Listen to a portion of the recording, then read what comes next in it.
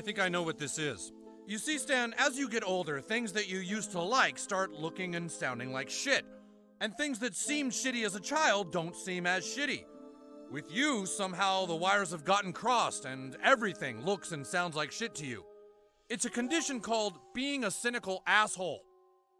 Oh no. Yes. And there's no known cure, I'm afraid. Everything just seems shitty and everyone starts to seem shitty and everything they say just starts... It stinks. It stinks. It stinks. Yes, Mr. Sherman, everything stinks. I hope I can help. Necromancy may be legal in Cyrodiil, but few will openly admit to practicing it now that the Mages Guild has banned it.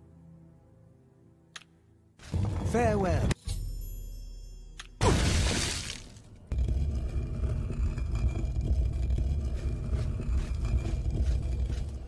May you rest in peace. Desperate. Your turn. Desperate. Desperate. Desperate. Desperate. Desperate.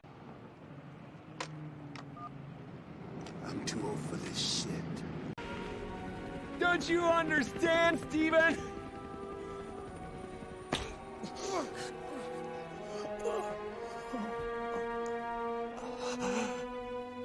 Somebody has to kill the babysitter.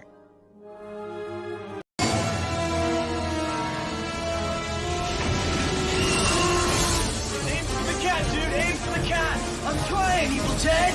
I'm trying!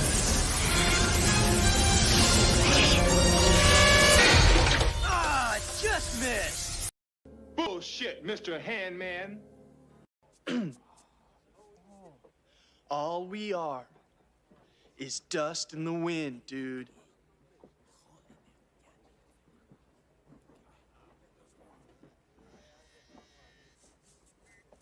Dust. Wind. Dude. Hello and good evening, everyone. Welcome to an episode of Saturday Night Sith. We are back, baby. I'm your host, Fractured Filter, as always, and with me is, of course, Jay Hitman. How are you tonight, sir? Man, love to be back, but after dealing with technical difficulties, you are a bound of them. I don't know. I'm so back. It feels like we haven't done this in like 4 years. It has been a while, yes. We've been a little out of the loop. A little off to the side, observing, seeing what's going on. Still, me, at least, still keeping up with Andor. You, having difficulties getting through Andor. Yeah, it's been, well, you know, it's not like, yeah, it's been a struggle. I got through, which one we're about to do? So we're doing, what are we doing? Is it 7 today? Lord knows. Whichever, the announcement. So my announcement is I've only watched the announcement. I haven't got through the other two, I think, that have dropped. Have come out. Well, so I was, I had my intention. This is what happened. Okay, I'll just PSA. All right, so okay, I had every intention of watching this. I was on holiday for about 9 days, and I had intentions of watching it, but my dear brother decided to text me the day before I visited, informing me that he was not going to be able to take any time off because the job that he had, or has, I'm sorry, is just busy. He's in aircraft, so very busy, a lot of government contracts that I can't speak of. So yeah, he wasn't able to take any time off. So when I was out there, I was trying to spend as much time as I could with him. And Tuesday and Wednesday, when Andor drops, we went to a theme park, which we're going to talk about there. I want to talk about, obviously. did not mention this, but we were at a theme park Tuesday through Wednesday and didn't watch it, and then just spent a lot of time with the nieces. So. Well, hey, family time is more important than Andor. I will say to that. Of all the excuses, I feel like it's, when it comes to the nieces and spending time with the family, I think it's a pretty good excuse. So Yeah, and then when I was in the airport on the way back, I was stuck in filthy, was it LAX? Ontario. I don't remember One of those where I fucking flew into. places. Oh no, I flew to Vegas. Yeah, and I was there for what felt like 7 hours layover. So that was fun. Boy. So yeah, I just didn't get caught up. So, but I watched the announcement, and it's as bad. Well, the good thing out of this, I think, episode is I think the cereal got consumed. If my memory serves me correctly, I think he finally finished a bowl. It reminds me of a cat that you give dry food to a cat, and the cat's like, "How dare you, human peasant, give me this? Take it away now!" And you let that cat sit there for a week, and finally the cat's like, "I'm so hungry, I'm gonna eat the cereal, or I'm gonna eat this food." Yeah, we joke about that with our dog too, because he's used to getting a lot of special treats and stuff like that, and then anytime after we've eaten dinner or something like that, and he hasn't maybe gotten a plate to lick or whatever, we start hearing him nosh on his food dish, and we're like, "Oh, poor dog had to reduce himself to his own food." Yes. So that was my endeavor, and then I was trying to. I got back Sunday night late, as you already know, because we were trying to. Yeah, we were trying to arrange. Sunday night shenanigans. Got a shenanigans, man. We were trying to arrange this fraction night via while I was in the text communication via text communication while I was at the airport, and then dealt with this new Windows update. Whatever, my computer is. Your computer has all sorts of just. I don't know if it's Windows. I don't know. If anybody knows anything about Real Tech Media Land, whatever card, please find me on Twitter, DM me. I'm trying to figure this thing out. I don't know what the deal is, but he is having problems. Yeah, it's Windows. It's literally this computer's like, I don't know how many. We're on episode 42, so we've done. It's probably a couple, like 3-4 months old, like that. It's not old. It's brand new. It's the Ryzen. I don't know. Like, I think I just got bamboozled. They're like, "Oh yeah, all this stuff that comes with this is like the best top of line stuff. You need best this of the computer." best of the best. It's literally just there's elves inside this computer running it, and one of them just died. So, yeah, and I just didn't watch it. And then this week has just been absolutely crazy. At work, as you may have heard. So been raking in overtime, and yeah. Oh right, yeah, that's good. It's just having that time of year. A lot of it. If anybody needs excuses, just come see me, and I'll teach you how to come up with them. It's just been a crap week. Crap week at work. So I haven't. I saw that the new one dropped, and I saw the picture of it, and I'm like, oh, God, I don't even want to do it. Like, I have to. Like, I'm committed. Like, I have to do it. But it's like, part of me is like, okay. I think we just got our answer. Mr. Insect has it. Drunk computer elves. That sounds. I think he's onto something here. You never cease to amaze me, Mr. Insect, scholar and gentleman. What is? I don't even know. Okay, so I just want to, for curiosity's sake, because I don't touch this. Thing's like the plague. So Narkina 5, is episode 8, and then Nobody's Listening. I.e., I'm not listening. It was the most recent episode. Nobody's listening. Nobody wants to listen. Nobody wants to watch this thing. This is the worst. Out of the 7, what's the worst episode? Out of all the 7, because finally the sisters, finally after 6 episodes, somebody Bix came back, breaks in, but he's not. Here's the thing: if Bix is his sister, this is some this. No, she's not. Some they had relations, unless they're trying to do some Game of Thrones stuff. Do you want to Game of Thrones?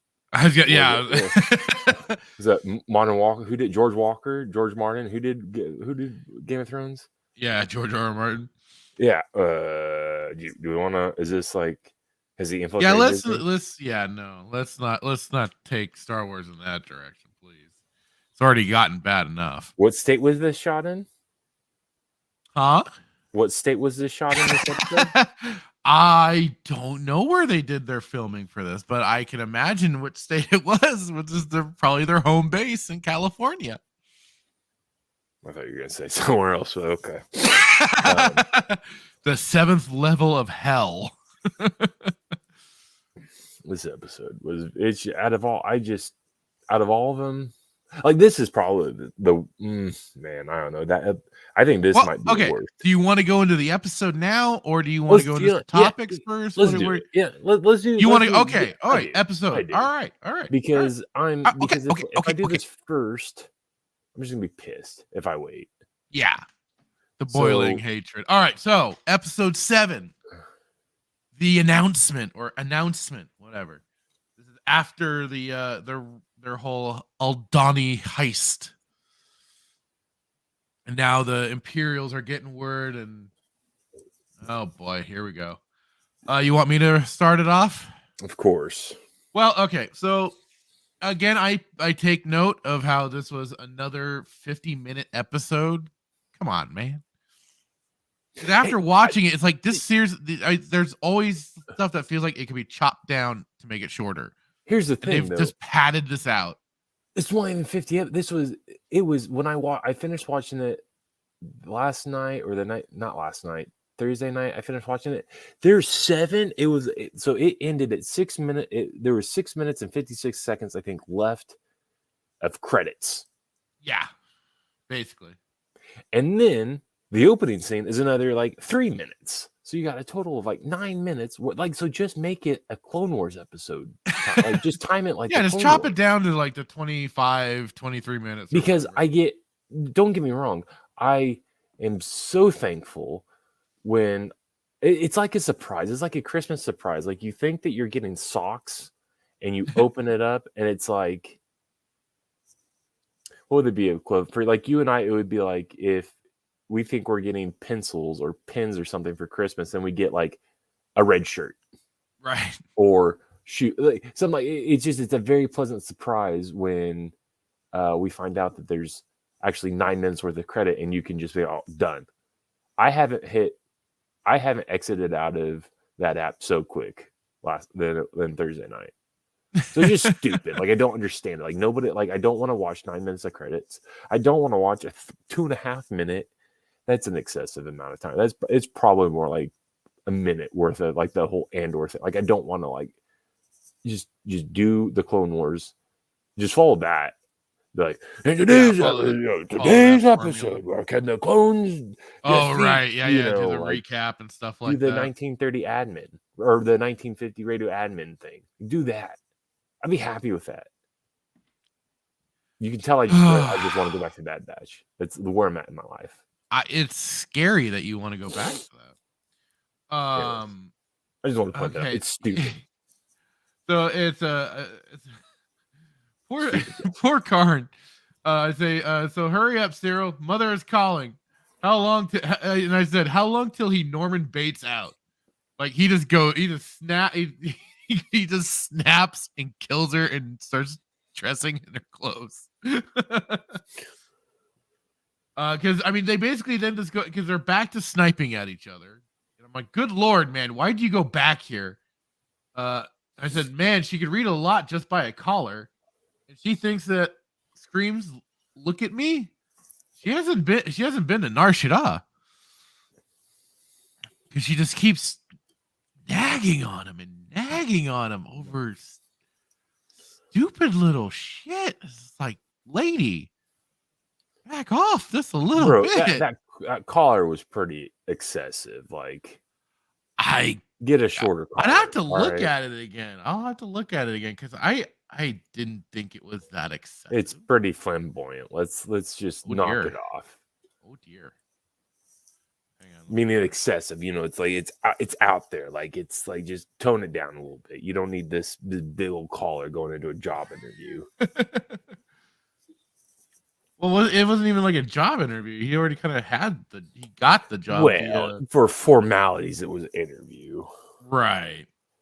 Uncle Wilson, or what's the uncle's name? Harlow. Yeah, Harlow, I believe. Who I think is actually HK-47. I think Cyril's mom is like the lady off the lady on Tatooine who had relations with the droid. Good Lord. I think Harlow's a droid. Who names their child Harlow, man? Like, that's a droid. That's a droid. 100% that's a droid name. His uncle's a droid. I don't know. I don't think his collar looks that excessive. Look at it. It's excessive.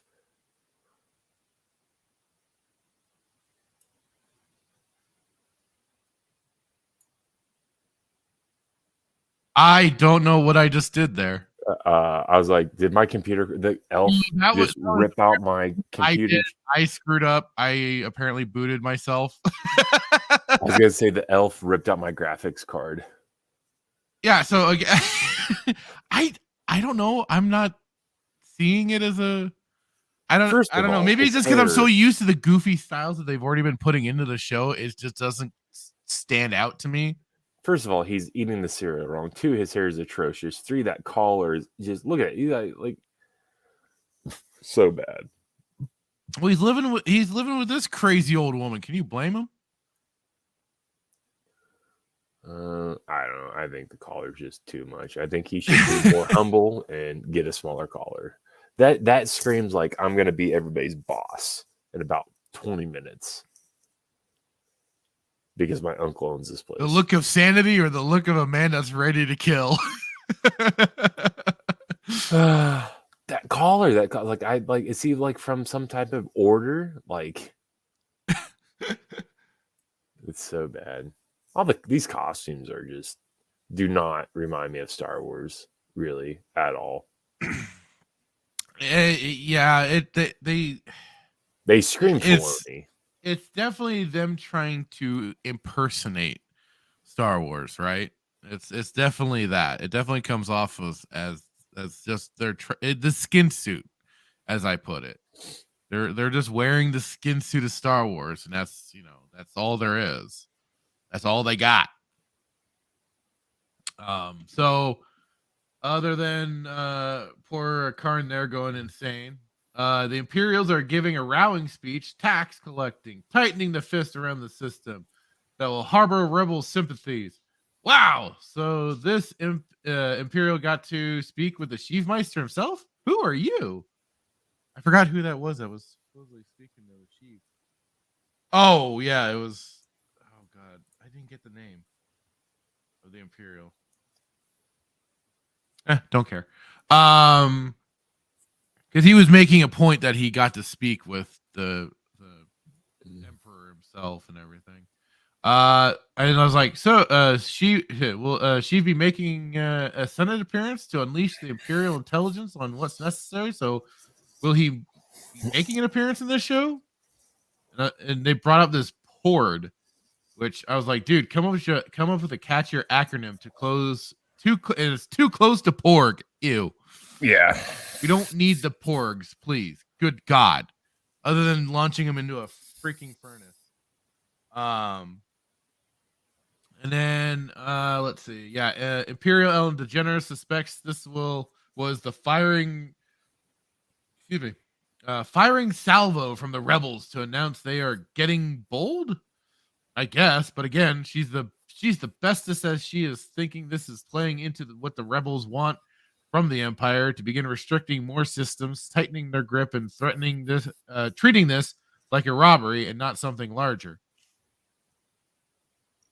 Even though Saw Gerrera has been, according to Jedi Fallen Order and Rebels, has been fighting the Empire since its inception. But now is the big shots. Come on.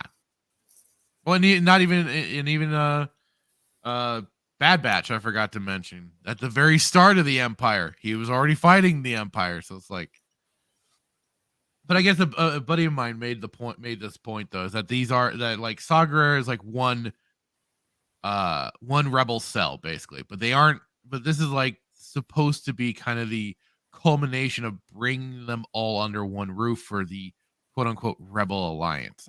So I kind of had to seed him that one a little bit just because I'm like, okay, I guess you're kind of right. They are just kind of a bunch of random dipshit cells that are causing trouble in their own ways, but at the same time seem kind of linked here and there. So it's a little dodgy.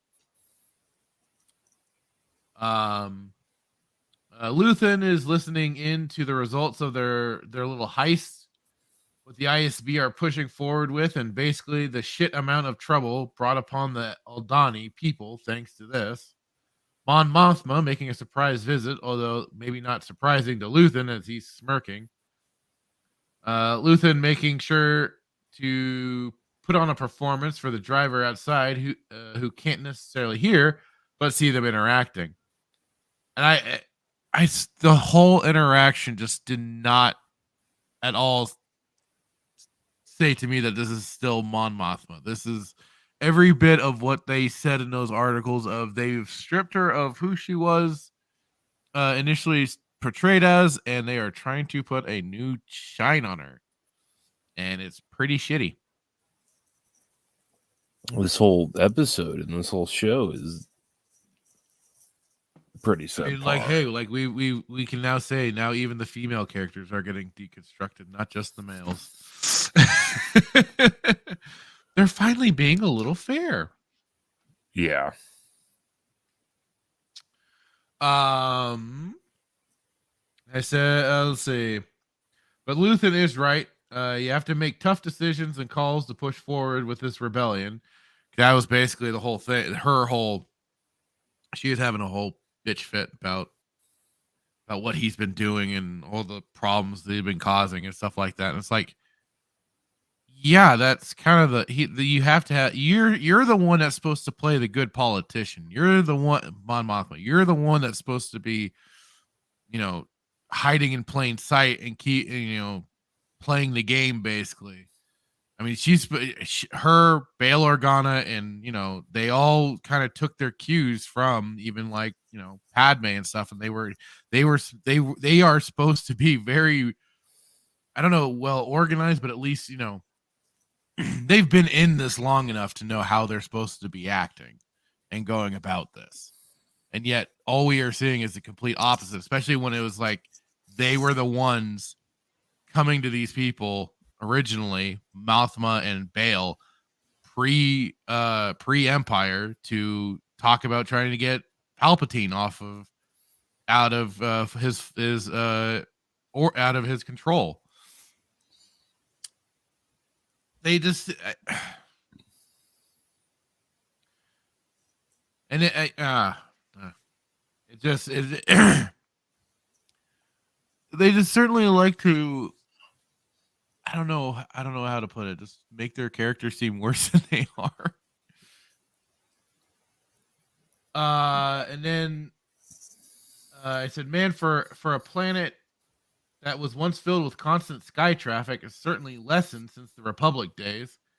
I guess that was the addition of the aliens. Poor Karn on his little interview, and man, I guess he's supposed to be like they were basically like in a bunch of cubicles basically. It's kind of like a whole big like going into a State Farm office. Hang on, let me try and get a good. Here's kind of a good view of all of them.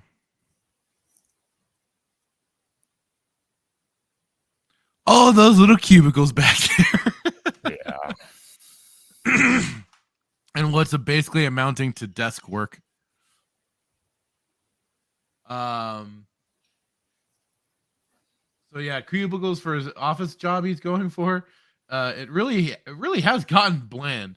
I know the Imperial military has strict regulations, but for everyone else, I don't believe that was the case. And Karn explains the situation to Morlana, or situation about Morlana 1. And for the most part, the boss has settled on the matter and takes him to his cubicle in fuel purity. Okay. Finally, we got some stormtroopers standing post. I haven't seen you guys in a minute. Where was that? Oh yeah, it was when Luthen's little secretary or whatever she's supposed to be was coming off the tram there. I don't know what she is.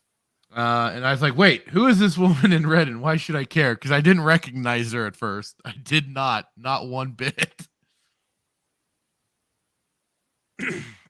So did you want to go through some of your notes? Yeah, let's see. Where do I? Okay, so I said, I don't know which one I want to read them off of. Okay, so just a recap scene. I was like, has this opening scene gotten any longer? Just felt possibly longer. It's possible. Felt longer this episode. Again with the sulking character. I said, what is up with these oops all berries and bantha milk? Oh joy, he's actually eating them. This might be the highlight of this episode. Who would have thought? What she said. She said something about like Uncle Harlow's indolence is not to be trifled. She made a comment. I don't know if I wrote it down right, but she's talking about the old lady said so much nonsense. I couldn't really catch indolence, insolence. I don't remember what she said, but I wrote that down because I thought it was stupid. Like, okay. I said, let's concern ourselves with this caller and what it's saying. The disapproving mother disapproving of her son. Yeah. I had no idea that there was news broadcasting within Star Wars. Holo News, maybe. The HoloNet. Yes, but a TV, like, let's come on. So I thought that was stupid. There's a lot of stuff that irritated me on this episode, but I said, back to the IBS, you are giving the speech of all speeches, rallying the troops. You get a tribute tax. You get a tribute tax. You get a tribute tax. And then I said, you had to bring Sheev in on this. What did I say? So you had to bring Sheev in one way or another. I said, keep his name out of your mouth. I was like, don't. And then I jumped down. I was like, don't bring him in. Don't do it. And then I said, she looks like she defecated herself. Yeah. Luthen splicing Imperial comms? ? Or is it a fake message ? No. An announcement orchestrated by Deirdre. The Moth arrives at Luthen's under the guise of returning Perrin's gift. The Moth asks if Aldhani was Luthen's doing. Luthen plays his cards well. Revolutions cost money, and the Moth isn't making good on her word. I don't know why did I put Carrie? What? Carrie's making excuses? I think I meant to put Moth is making excuses. Oh, yes. I said Moth is making excuses. And this is interesting to your point. Like, so I put the Moth's conviction has fled. This is the Moth of the true rebellion. Yeah. I said, this is the Moth of the true rebellion. Well, and this is the funny thing. Like, okay, they're trying to again establish her into becoming the Rebel Alliance leader that we know her to be, I guess. But at the same time, again, she's been already going through so much shit, keeping herself hidden, playing the games and stuff like that. And she's probably seen a lot of foul shit, especially with how they want to, say how evil the Empire is. She's seen some foul shit. She's already kept her mouth shut on a lot of things, most likely, or at least has had to. So I would have to imagine she's already pretty hardened. And I mean, I was listening. I went back and was listening to the Dark Forces audio drama book. Fantastic. Still, I still enjoy the hell out of that. And I mean, Mon Mothma in that was telling Jan Ors, if Kyle Katarn himself steps a toe out of line, you are to finish him, end him. I don't care how or what you got to do, but do it. I'm like, well, there's Mon Mothma right there. There she is making those tough choices, and we aren't getting that from this Mothma. I don't know if I'd even give her. I don't know if I'd even give her a pass if this was like a year after 66. Right? This is 14 years after 66. Yeah. Correct? Yeah. This is 14. And you're telling me that after 14 years, you should be the hardest, like you should be. Nobody's on Palpatine's level, right? With playing the game, like he's the one who invented the game. He's like he plays it the best. He's the right? master Like, of. He is game. Right, but in a sense, like from a politician perspective, like that is one game. Like there's politics in every type of job you go to, right? Or you're absolutely. There's always the personal politics of the. You could be the crappiest politician, but still be able to play the game fairly well. Yeah. Right. And in this, like, it just irritates me, man, because it's like this is 14 years. Like, if it was a year, if you were still fresh into it, but like a year, 6 months after 66, fine. Like, because you're like, that's a pretty, I guess. I don't think it's that drastic. Like, I'd be like, let's go, man. Palpatine, like, we need somebody to like run this place, get this place into shape. I got these people. I am here to help, Palpatine. Yeah, I'm here to help. Send me, Palpatine. Where you want me? Want me to be your desk jockey, whatever. But like, it's just. I think even I'm trying to think. Was Mon Mothma in the Clone Wars? I'm trying to think. Was she in the Clone Wars? Oh, episode? In the show, yeah. I want to say she probably made an appearance or two. I feel like she was, and I feel like I feel like there was an episode specifically of the Clone Wars where it was like. Amidala, it was Padme and a bunch of other, even that Rodian. Like, I take that Rodian over like this. I'm just saying, like, she was, I think, portrayed better in the freaking Clone Wars, if my memory serves me correctly in that episode. But this is just pitiful, man. And again, to your point, like it's just deconstruction, and I didn't think they would ever deconstruct an established woman character, right? Because the Force is female. Absolutely. Kennedy would never do this, and they did it. And why did they do it? And why did they do it? Because Mon Mothma, the true Mon Mothma, of canon, and like Lucas, what he created, like she'd cut throat, man. She'd take you out back and slit your throat, and smile and say, smile. Like she's cutthroat, and you can't have that. There's no way that you create this pitiful empire that has this like, no, well, we're not going to take precautions because nobody's going to be stupid enough to attack the empire, right? We're the greatest. Like you've created this stupid, infallible empire, and you can't have both. You can't create this empire that they've created, and you can't have the true Mothma. You can't have her alongside. Does that make sense? Like you can't have both because like. No, because then you just basically have like a schizophrenic character. They aren't literally they aren't standing true to one thing or another. They're just like flip flop. It's just basically your character is just oh god, how I'm trying to think of how to phrase it. Just not being a character, but just they're readjusting to their situation or their like. There's gotta be a way for me better to put this, but yeah, they're just basically like they aren't staying to a certain set of principles that character is supposed to have. They just bend to whatever the story demands of them at the time, so they can keep pushing things forward. If you're as sloppily as it is, if you're gonna lose conviction, 14 years after this after 66 is not the time to lose your conviction. If you want to lose your conviction, lose it the night that Anakin went in and killed all those babies. Lose your conviction then. Lose your conviction when Palpatine is giving his speech in the rotunda. Like, lose your conviction then. Don't lose your conviction 14 years after. Like, right. And then someone can make the argument like, well, this is 14 years that they've been trying to like win against the Empire. Like within Disney scope, their lens and what they've created. What have they done to justify losing conviction? Because all we know, we've seen Kenobi, which was dog water. I actually want to go watch Kenobi versus this. Like, I don't think I'd ever. Oh no! I'm just kidding. I'm just kidding. I just try to get you out. But I thought about it.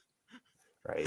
So, but like, what events have transpired to justify you being to lose your conviction? Like, we read within the expanded universe. Like, there's probably plenty of examples that would justify wanting to lose their conviction after 14 years. Oh, we can't be like, we can't beat Sheev. We're doing this like the rebels think that they're doing this swan like dance with Palpatine all the while Palpatine's pulling the strings. Like he's not even dancing with them. He's the marionetter.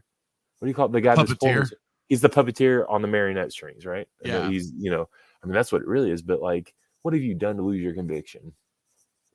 And it just doesn't make any sense.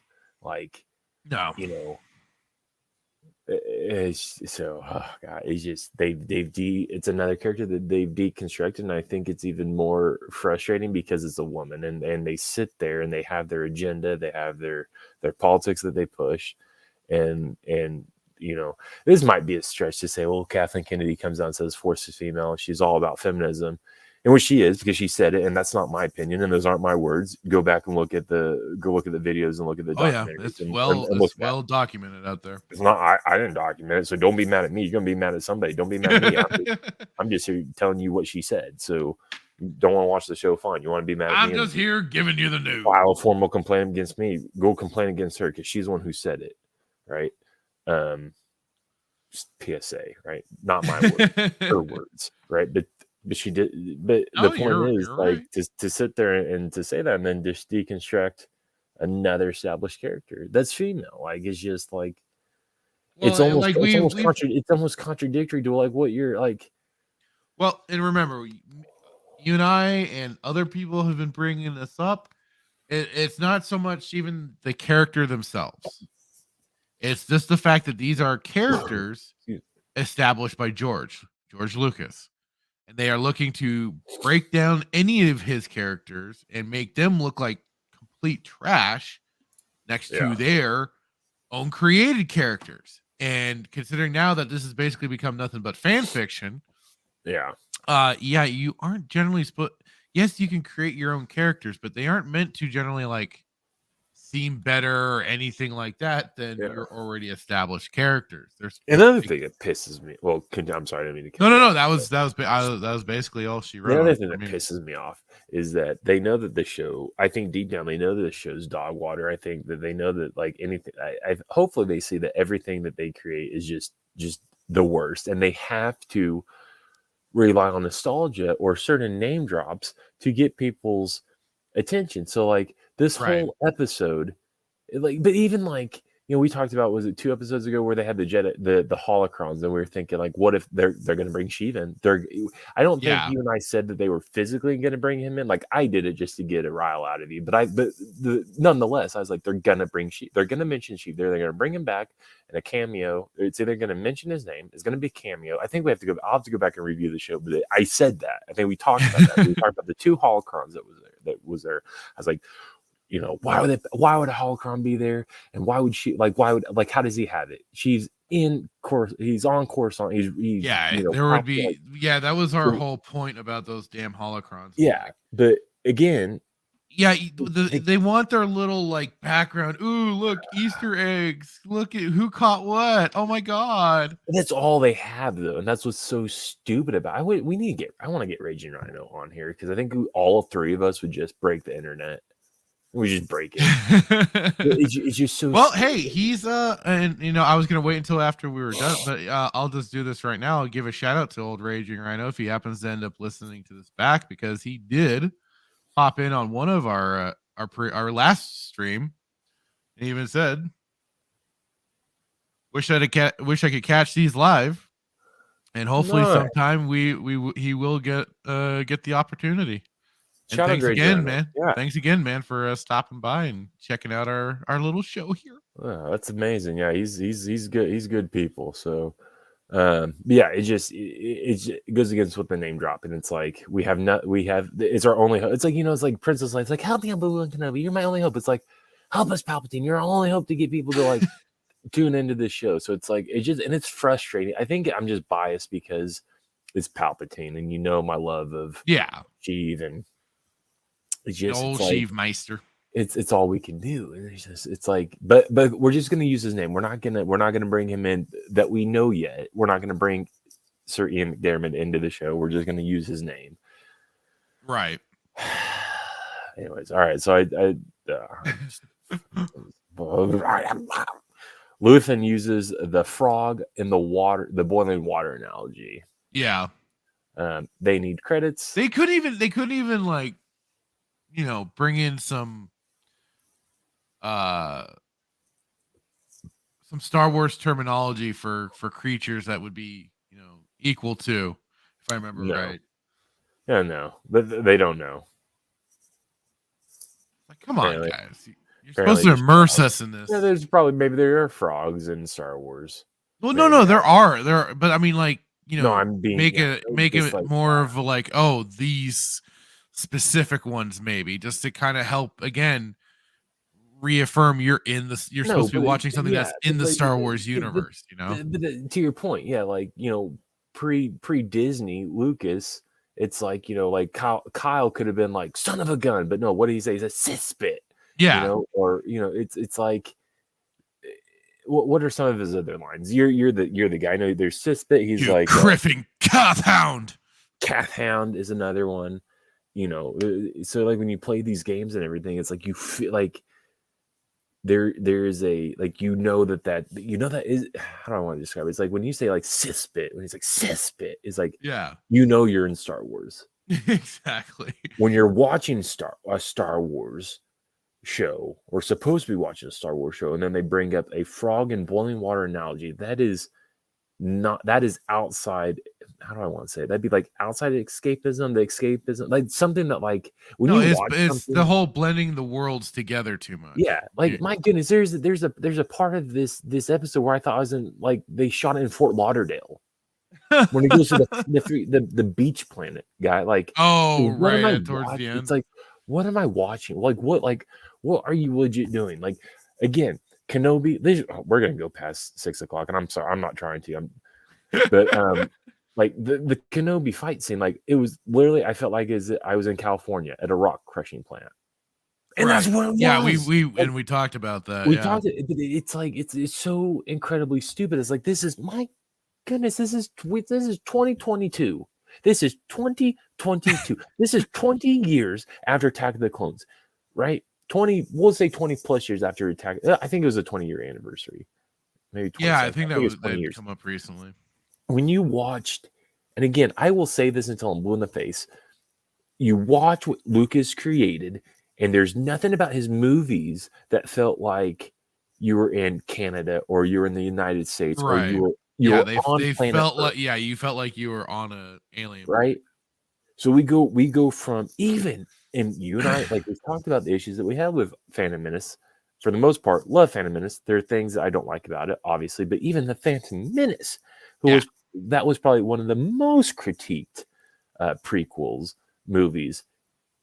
Nothing felt like, I mean, the only, and I didn't know this until I researched it, but the where he kisses Padme, Anakin kisses Padme, like, that I think is in, like, Italy or Rome, or there's some type of island. Oh, yeah. I mean, that's the funny thing. Know. Like, you wouldn't know unless you knew, unless you researched it. But that's the thing.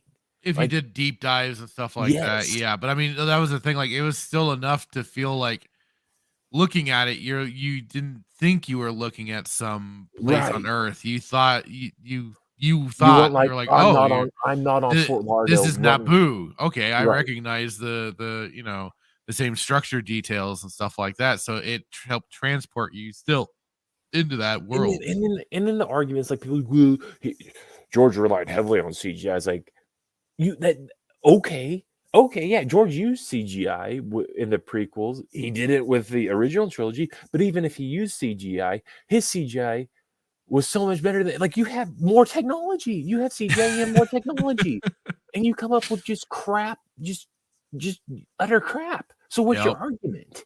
Like, what do you have to come to the table and barter with? Like, it's just so frustrating. It's like, I agree. How this Star Wars came out in 1974, right? 1974, and A New Hope has better graphics and better visual appeal than this stuff. Right. Like, it's almost like, I almost am convinced, Fractured, that they're doing this on purpose. Like, they are intentionally creating crap because they just want to piss us off. It's either that, or they they don't have I the wouldn't money. be surprised. They don't have the money, or they think that they don't need to because this generation that grew up the generation now that is growing up watching this, and this is their Star Wars. This is the Star Wars they know, are so incompetent in the sense, I won't say incompetent, I guess deprived, slightly incompetent, maybe, because you think that this is like Star Wars. I'd say that. I don't care. Incompetence in this perspective. I'm not saying you're incompetent at your job or what you believe, but like with this, like, yeah, if you think this is Star Wars, you're incompetent because you refuse to see the other side of it. You might be a little slow. So it's just frustrating. And anyways, continuing on. Does that make sense? 20 years after Attack of the Clones, and do the math. 2022 minus 1974. How many years is that? A lot.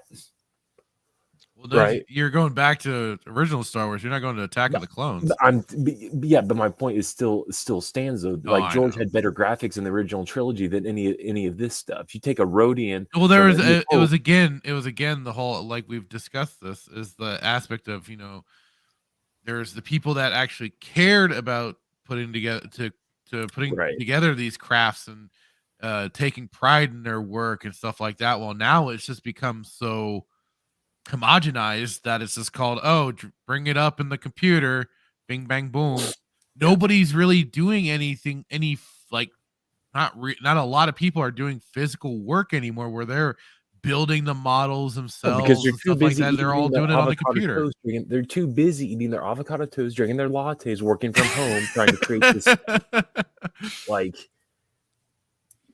they would be in a better Lucasfilm would be in a better spot. Hell, if they hired a WWF costume, like whatever you call them, costume, they would be in a better spot with them. And that's that. And like WWE has definitely tanked since WWF, like throughout the years. But I'm saying like they would be in a much better spot because at least those people try. Yeah. Which you can say, like, well, that's just subjective. That's just a subjective comment. Like, really? Like, it could be, but like, are they trying? And if they are trying, like, God, whatever. Sorry. So he says something interesting. He says, I wrote down, you hope she's worth it. I said, she's proven useless. Get Bale in here. I said, I find it ironic they mentioned Bureau of Standards. Do they even have any? I said, do you even have any based off this show? Like, he's going to work for Bureau of Standards or something. They mentioned it was Bureau the fuel purity. Yeah. It was yeah. Weird. Or at least his department was like some fuel there are purity. Zero standards in this show. Zero standards in the show, especially if Bix is Andor's sister. That's very not good for the kids. I said, Card explains what happened on Morlana 1. No one cares. Delete his record and start anew. Brilliant writing. That's almost as brilliant as saying, "Now you can't tell anybody about us because we'll be in trouble. People will be looking for us. So you have to keep this relationship a secret." Like, and it's just brilliant writing. Don't worry, this isn't creepy at all. Like, it's like that's what the best you do. Like, delete your record, start anew. Like, and that's nitpicky. I get it, but it's still stupid nonetheless. I said this woman is Cassian's sister. This woman is Cassian's sister. Calling it now. I said, or a Jedi searching for Grogu, or her. And then it's like at ease. You put nobody at ease. Deidre Deidre needs a report of all missing avionics, comm, navigation units dating past 2 years for all systems. Shouldn't be a problem, eh? Cinta sees help arriving. I said, who is this mysterious woman referencing? Luthen ? Cassian is a loose end. Vel instructed to take care of him. Can't have him walking around with Luthen in his head. Who's looking for who? And then I just put Andor bunks off to mom's house. I'll let you go because I don't know if I passed you. Just a little bit. You're good. Imperial DeGeneres catches another Imperial sleeping on the job and seeming sloppy too. Bad form, mate. and requests a bunch of info. Done. I didn't care to jot down anything that you did. I just was like, whatever. She's gathering intel. Fine. Back to Cinta. Damn it. She made it. Back to Cinta. Damn it. She made it out alive. Confirmed. The trailer shot of the Star Destroyer flying overhead. This is what you were thinking of, Jay Hitman, but it was from the trailer and now in the show. The Empire has fully come to Aldhani. The woman in red is Skarsgård's secretary. Gotcha. It seems Vel made it to the core world itself. How nice for her. Questioning where Luthen is. So even Luthen had doubts about Skeen and his loyalties. No shit. I was like, Andor. It's all about Andor. But seriously, it seems to be as he knows about Luthen and is considered a loose end that needs bringing in. And Vel seems to be on the case. Now, this was something that it gets brought up in kind of the later episodes, but it's still kind of funny in this because it's like here she is, first playing rebel soldier. Now here she is, clearly comfortable on of all places, Coruscant. I couldn't help but they were kind of like telling a little bit on themselves, especially these little rich brats that are acting like they're fighting the big system and everything. It's Marva again, the kidnapper. Andor making a surprise visit to his kidnapper. How nice. Marva filling Andor in on the events of the third episode and who he was turned in by, etc., etc. But Andor needs to get out of there and soon. Something is shifting now about Marva after Andor mentions getting the hell off the planet and to go somewhere else safe, warm, easy. I was like, oh boy, is this now the silly dinner party? Yay! These two are having this whole conversation, and I get it.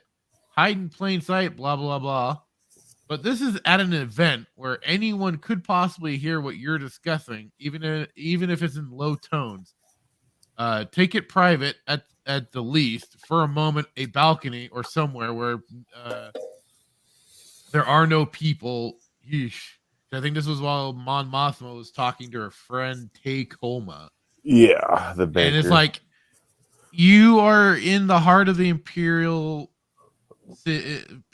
system. You were already griping about the people that were being invited to this dinner party as being imperial or political rivals. So what makes you feel so comfortable enough to be walking around where, who knows, maybe somebody has a listening device of some kind, just might be kind of, keeping out of sight and maybe gathering some blackmail. Yeah. Just a little bit, something like that. Nobody would be. Yeah. Like this? Here's the thing, though. Nobody would be so stupid enough to record them, so it wouldn't happen. So they wouldn't do. Yeah, because then the show would be over. Yeah, they wouldn't take precautions because nobody would do that. So then, Perrin was certainly following and keeping an eye when she began walking around with Tay Kolma. I still think Perrin suspects Mothma is cheating on him and not starting anything like a rebellion. But I guess we shall see where this domestic muckery will take us. And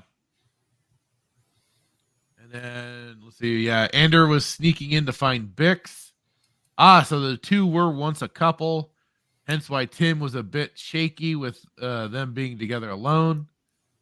Andor has clearly made zero friends in this town, and Bix makes it clear that that's the situation, that anyone could or would turn him in again due to the Imperials coming to town.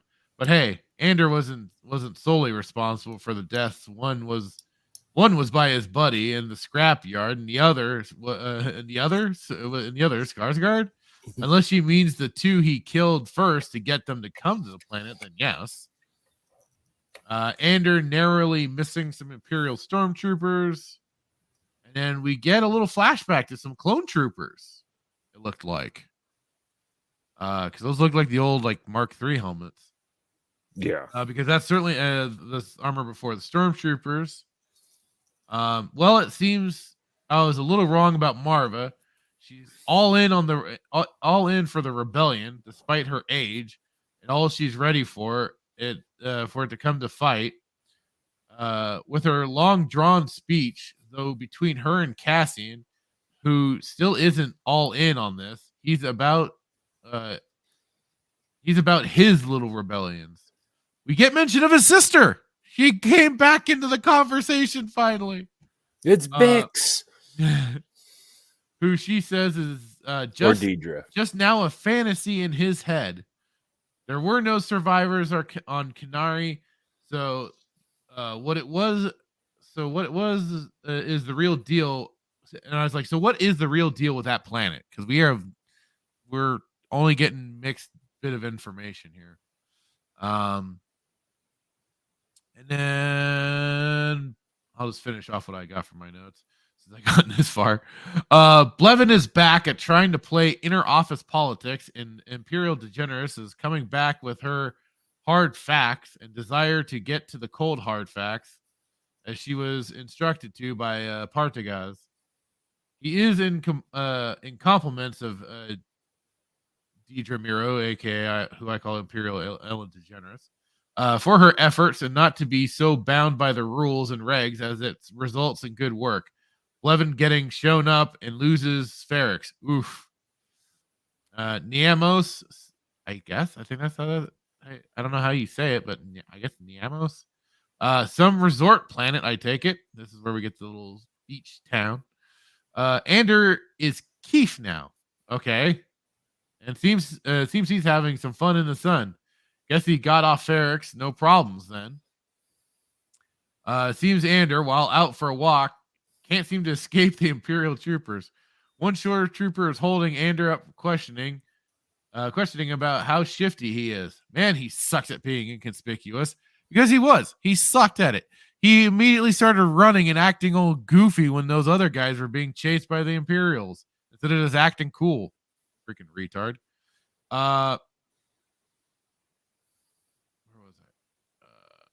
Sucks at being conspicuous. Droid doesn't seem to know between watching after and hanging. It seems a problem with the programming there. And that's where we got this. I got the screenshot for Andor discovering new fetishes. Andor going into jail, it seems, for 6 years. Seems being, quote, just a tourist. Won't work for you, mate. Should have played the game better. And poor Karn wasting away at his new cubicle job. And that was like the end of the episode. I'll jump in here because why don't you go? Yeah, go ahead. There's not too many notes here. I thought it took a lot more. So it's like, Andor bunks off back to the house. Mom says he can't stay. The Imperials are here to stay. We won't have to worry about. And then he's like, we won't have to worry. We're out. Anywhere you want to go.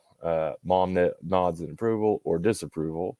Mothball at a scheduled dinner party. I was like, is Mothball really this clueless? Daughter still wants nothing to do with mom. Mothball about to divulge something only 3 people know, ? Then Colma stomps her.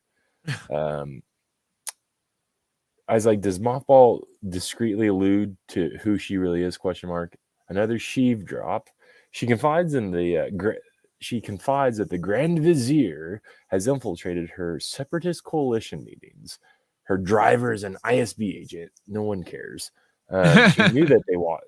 She knew that they watched. Yeah, she knew that they were watching. So this is interesting. And so she says that she knew that they watch her, and that's what she wants. As long as she is in, and as long as she's in irritation, there's a good chance that they'll miss what she's.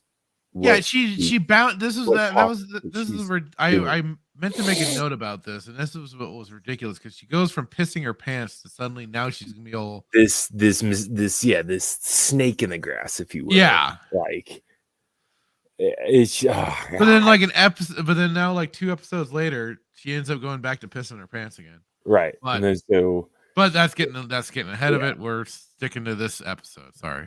So she's like raising credits that she hasn't raised.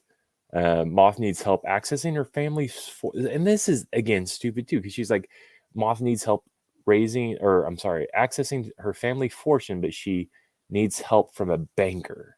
Like, I said I try to is this like, if it's a trust fund, like, I mean, after you get past a certain age, like the trust fund should be accessible. Now there's, I mean, obviously variables like but it's just interesting. Like, you need help accessing your wealth. So like, how wealthy are you actually? Right, because I think it's meant to be the whole, it's under Imperial control. Yeah, right. The Imperials are controlling all of it. Bank. So sometimes, so it's like, under the guise of a Chandrillian charitable outreach program, she will raise the credits needed. He's her best shot. Questions asked, but no answers given. Thank you, Disney. How they whatever.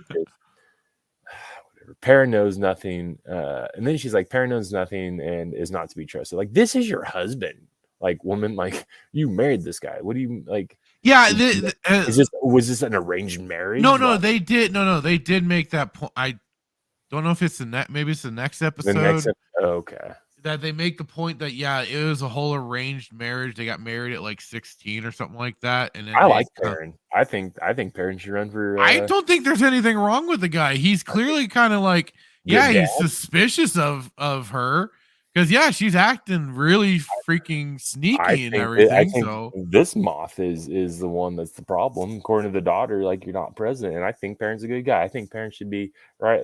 Should. Well, he's like, I will say though, the relationship though is like, I think he is kind of poisoning things between the daughter and Mothma a little bit, just because of his own insecurities, maybe. But at the same time, he's trying to keep an eye on things. He doesn't want everything to be so boring. What does he say? Why must everything so sad and boring? Yes, or whatever. He's trying to make sure the relationship's not so sad and boring. Okay. Yeah, so I thought that was funny. Basically, you called your husband a snake in the grass, a stupid snake in the grass that knows nothing. Is Colma thinking about the offer? We now see Andor knocking on a door. It's Bix, reminiscing of days past. Cass will have troopers after him because the town blames him for the events that transpired. I wonder why. Cass wants to know who the buyer is. Bix doesn't know. Cass pays his debt and bunks off. Hears footsteps and more flashbacks. Marva is staying. The rebellion is what's keeping her on Ferrix. She's old and doesn't care anymore. Marva asks Andor if he heard about the attacks on Aldhani. He plays dumb and plays it really dumb. Like, just, you can tell, like, he, I don't know. Like,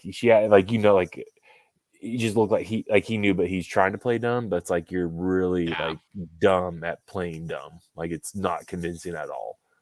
He's not very good at it. No, I don't know if that's how the writers like wrote it, or if there was a gap in this guy's acting. But it's really bad.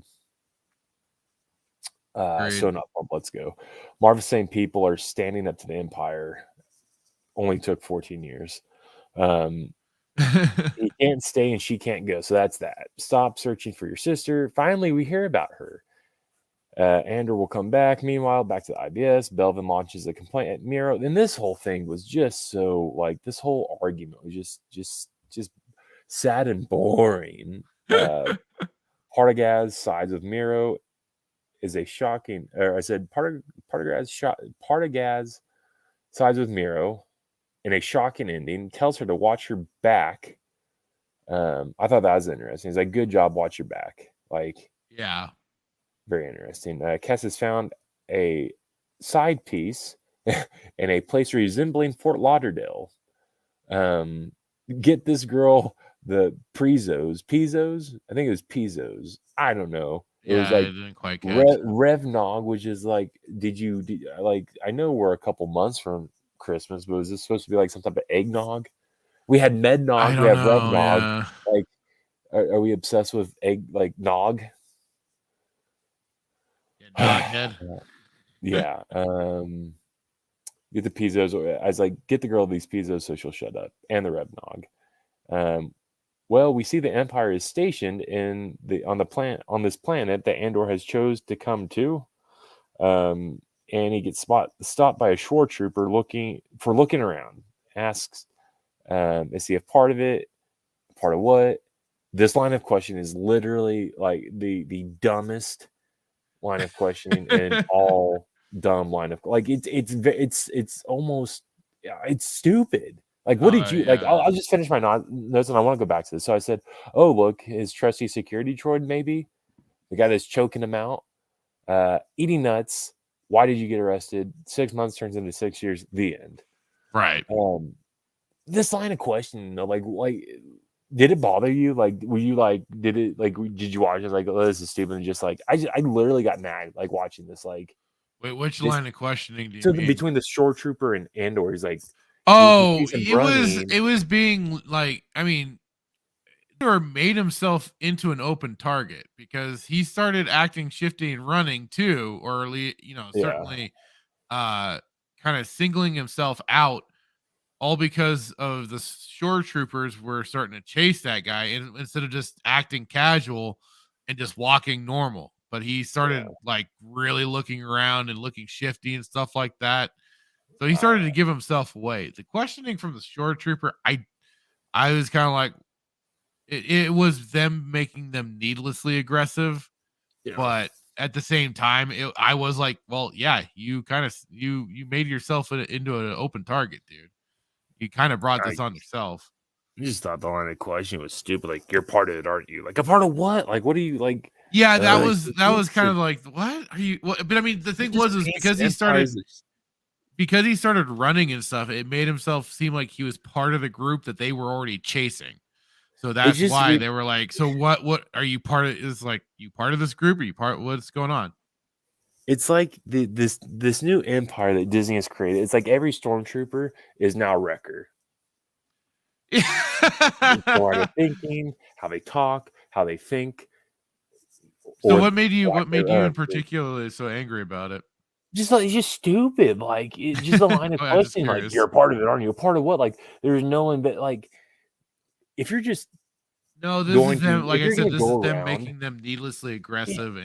But well, here's the thing, though. If you're gonna like portray the Empire as like, if you just want to throw people in jail, like if you want to like say that that's what the Empire did, then just throw them in jail. Like, don't even question them. Like, round them up and do it like everybody else has done in the past, history. But like, it's just so stupid. Like, you're part of it. Like, there's no investigate. I don't know. Maybe it's because of my past, but there's no investigative, like, you know what I mean? Like, but that's the whole point, is that the Empire removes due process and stuff like that. They don't have that in their mind. But even if you took due process out of it, even the question itself is like stupid. I don't know. Maybe it just irritated me. I'm like, just like I said, it is making them the mustache twirling villains that they're made out to be now.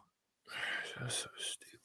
Maybe I'm just finding a reason to call it stupid, but it's just so stupid. Like, get to ask better questions, and if you can't come up with better questions to ask him, just arrest him. It's just so stupid. Ugh. Yeah, they might as well just forego any question. Just any question. And just you are under arrest for suspicions of, You're under arrest for having a bad accent and a mustache.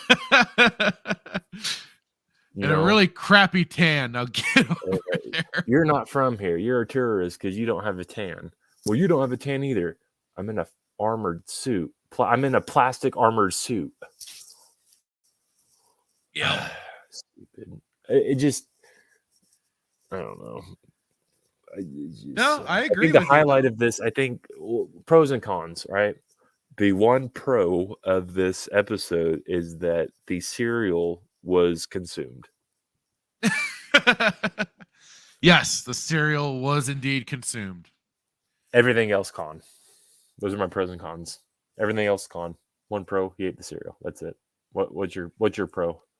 My pro is the funny how they take the spoiled little rich girl and have her as the LARPer rebellion person, and that's basically what you see out of any of these idiot groups today. like Antifa and crap like that. They're nothing but little bunch of spoiled rich kids that are trying to pretend that they're being oppressed in some way or another. So I thought that was kind of a funny little tell on themselves. But otherwise, I mean, God, you can just say it's just so bland. It's just so bland. The whole show is just so bland, and they aren't doing anything new. Else. Huh? It's almost more political than anything else. Well, and that was the whole point, right? That was a lot of their basic marketing was that this is the Trumpian era of Star Wars and crap like that. It's like, you people are so borked in the head. Yeah.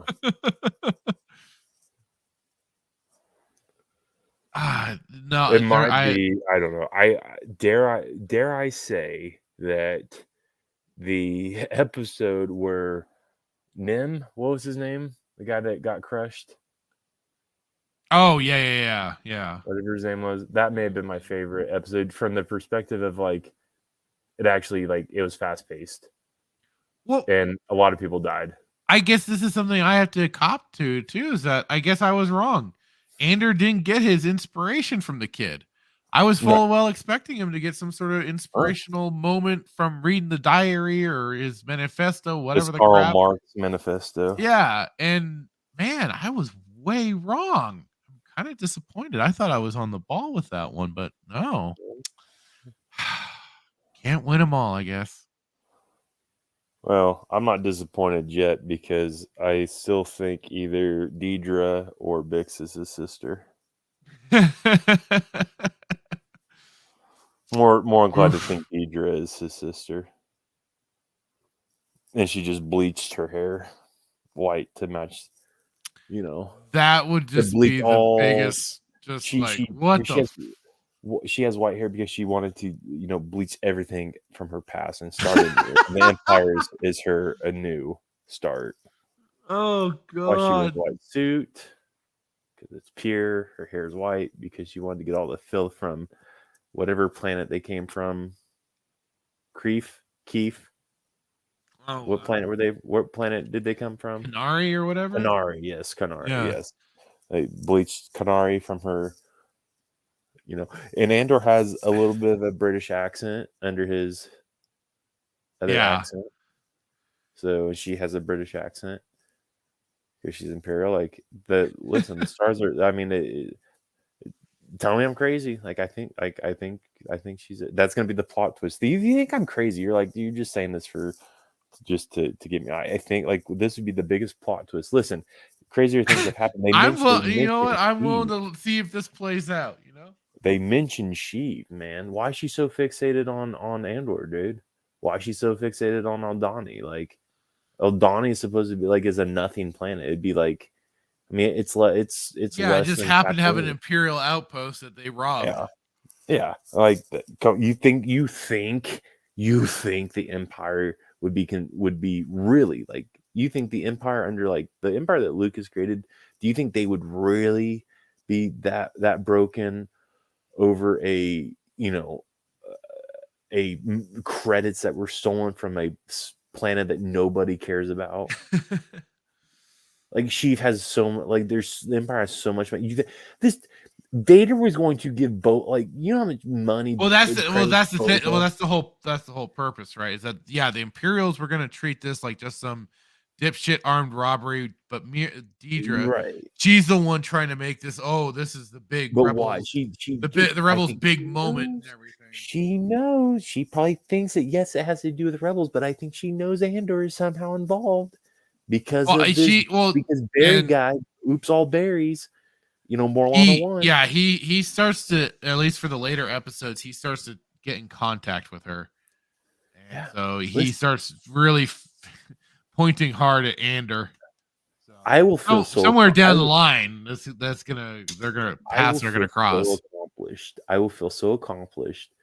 Where's Mr. Insect? He needs to get in here. I will feel so accomplished. He hasn't watched the show. If she and him are related, I will be the highlight of the show. It will surpass the cereal eating, the cereal consumption.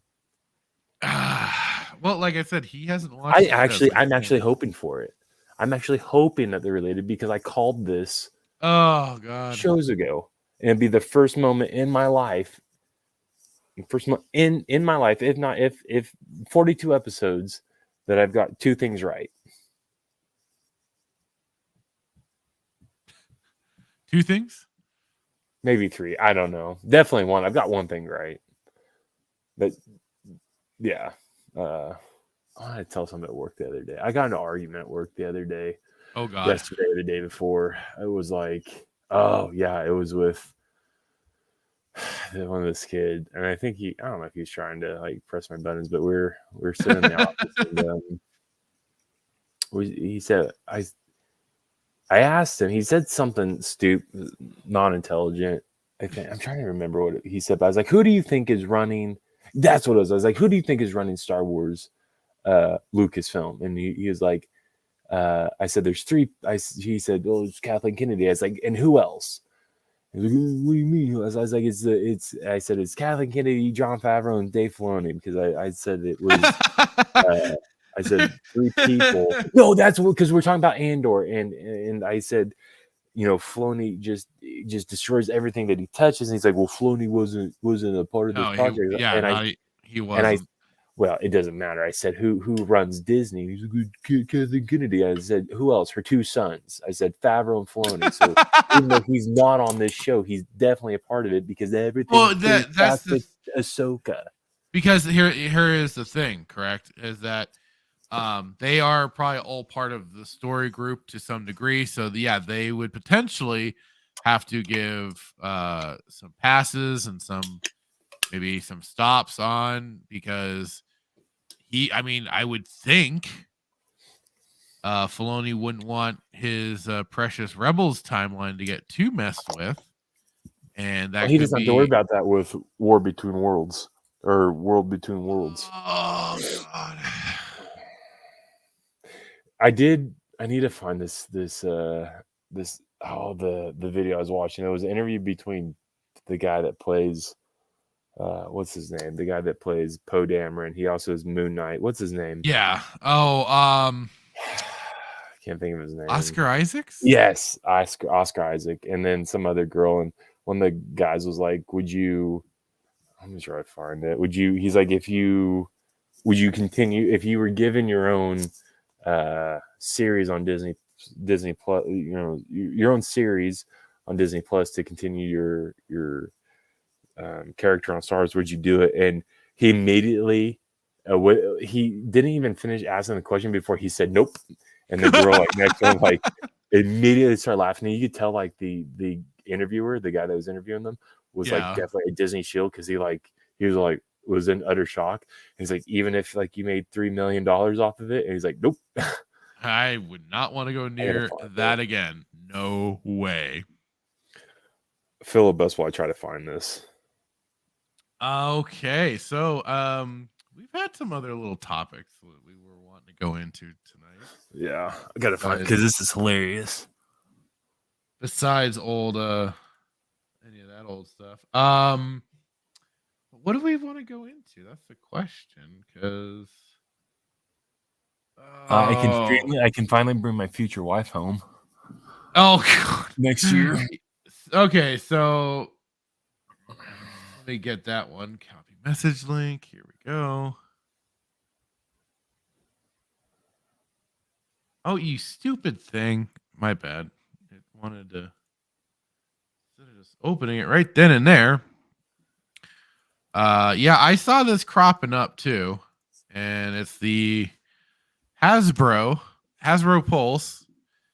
Check out the newest additions to Star Wars, the Black Series, including Black Series Mara Jade, Dr. Afro, yay, and Scar Trooper Mike, available for pre-order. FU is my main. Oh, did you bring it up? Yeah, I have it up right now. Yeah. It's funny that they're acknowledging another Legends character.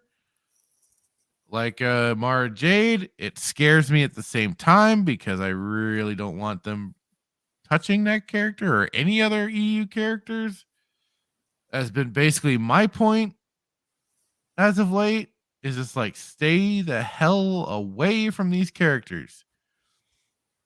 Because all you're gonna do is just destroy them, deconstruct them, and put them next to your own OC character. Don't steal, and make that character much better than the expanded universe character. So what's funny about this article? Well, I don't know if it's saying the article. I saw it on Instagram, but what's funny about this is I was talking to the guy at work, and so Hasbro, I guess, has lost money. Oh, have they? With their Black Series because of I think it had to do with like price because they, some of their Black Series. I mean, my goodness, there's a Book of Boba. I found a Book of Boba figure that's like $30. It was like $24.99, $30, something like that. But there was they lost money due to like the increase in prices. I think was one of the inflation's real, folks. Well, I don't know if it's inflation. I think they're just trying to, and here's the thing, like people that collect, like I'm not a huge Black Series. Like I have one, and it's not even Black Series, it's Kenner. It's Palpatine. So that's right, because they were bringing out Malak as well. Yeah, Darth Malak. So the thing is, like, I think that like you have no need really to increase your prices off this stuff because collectors are going to buy it regardless. I think it just comes down to you being greedy and the fact that you increased your prices. And I get but everything increased. I mean, I could get that, but it's supply and demand, right? It's just responding to the market. So and for certain figures, they're going to charge more than others. Yeah, but and they're bringing out old Basta LaShawn here. It's like, oh god, yeah. I am not. I don't know.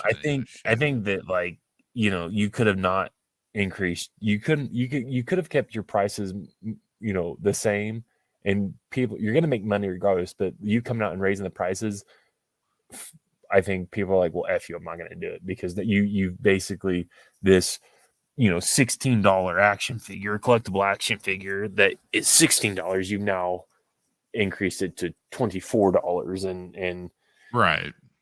And so I don't know, but the other thing about that, it's funny. It's like you're now like you're so focused on, it's just, you're so hell bent on destroying established characters, but now you have the audacity to sell the very figures that you threw in the dumpster. Yes. Am I going to buy the Mara Jade one? Absolutely. Oh, that's the only one that I'm going to buy because it's Mara Jade, and I'll never get. I'm not touching any of them. They can go fuck themselves. Do not besmirch Mara Jade's name. I wouldn't dare, but I'm also not going to, give them money to encourage more of this. I don't care. Jade. It's Mara Jade. You know my love, Mara Jade. She's going to sit right here in front of my computer. I'm with Open Airlock on this one. Fuck these people. You don't give them money. I'm not going to use my money. I'm going to use the money I get back on my credit card. So I'm not out any money. I'm using my points. I see. Big brain there. Okay. Listen, when you get an Amazon credit card, you get points back. So you use the points and buy it. So you don't feel bad. You didn't buy it. Did you buy it? No. You buy American or you buy product, American product, Canadian product, whatever you buy, you get points back. And your points buy it. So therefore, you're not really doing anything unethical. And you can say, I didn't buy it. You have it, but you didn't buy it. Oh Lord. Lordy Lord. Listen, you could rip me if I was going to buy it with my own money. But I'm not. It's not my money. It's Amazon's money. It can sit on the shelf. I'm not going to argue with your rationale. You know who 100% is going to buy all three of those? Daviaso. Yep, without a doubt. No, I just wanted to bring that up because one, obviously I love Mara Jade, but two, I find it very, very interesting that they're so hell bent on. And I don't know if Hasbro has to take direction, since obviously Disney owns the IP. Yeah.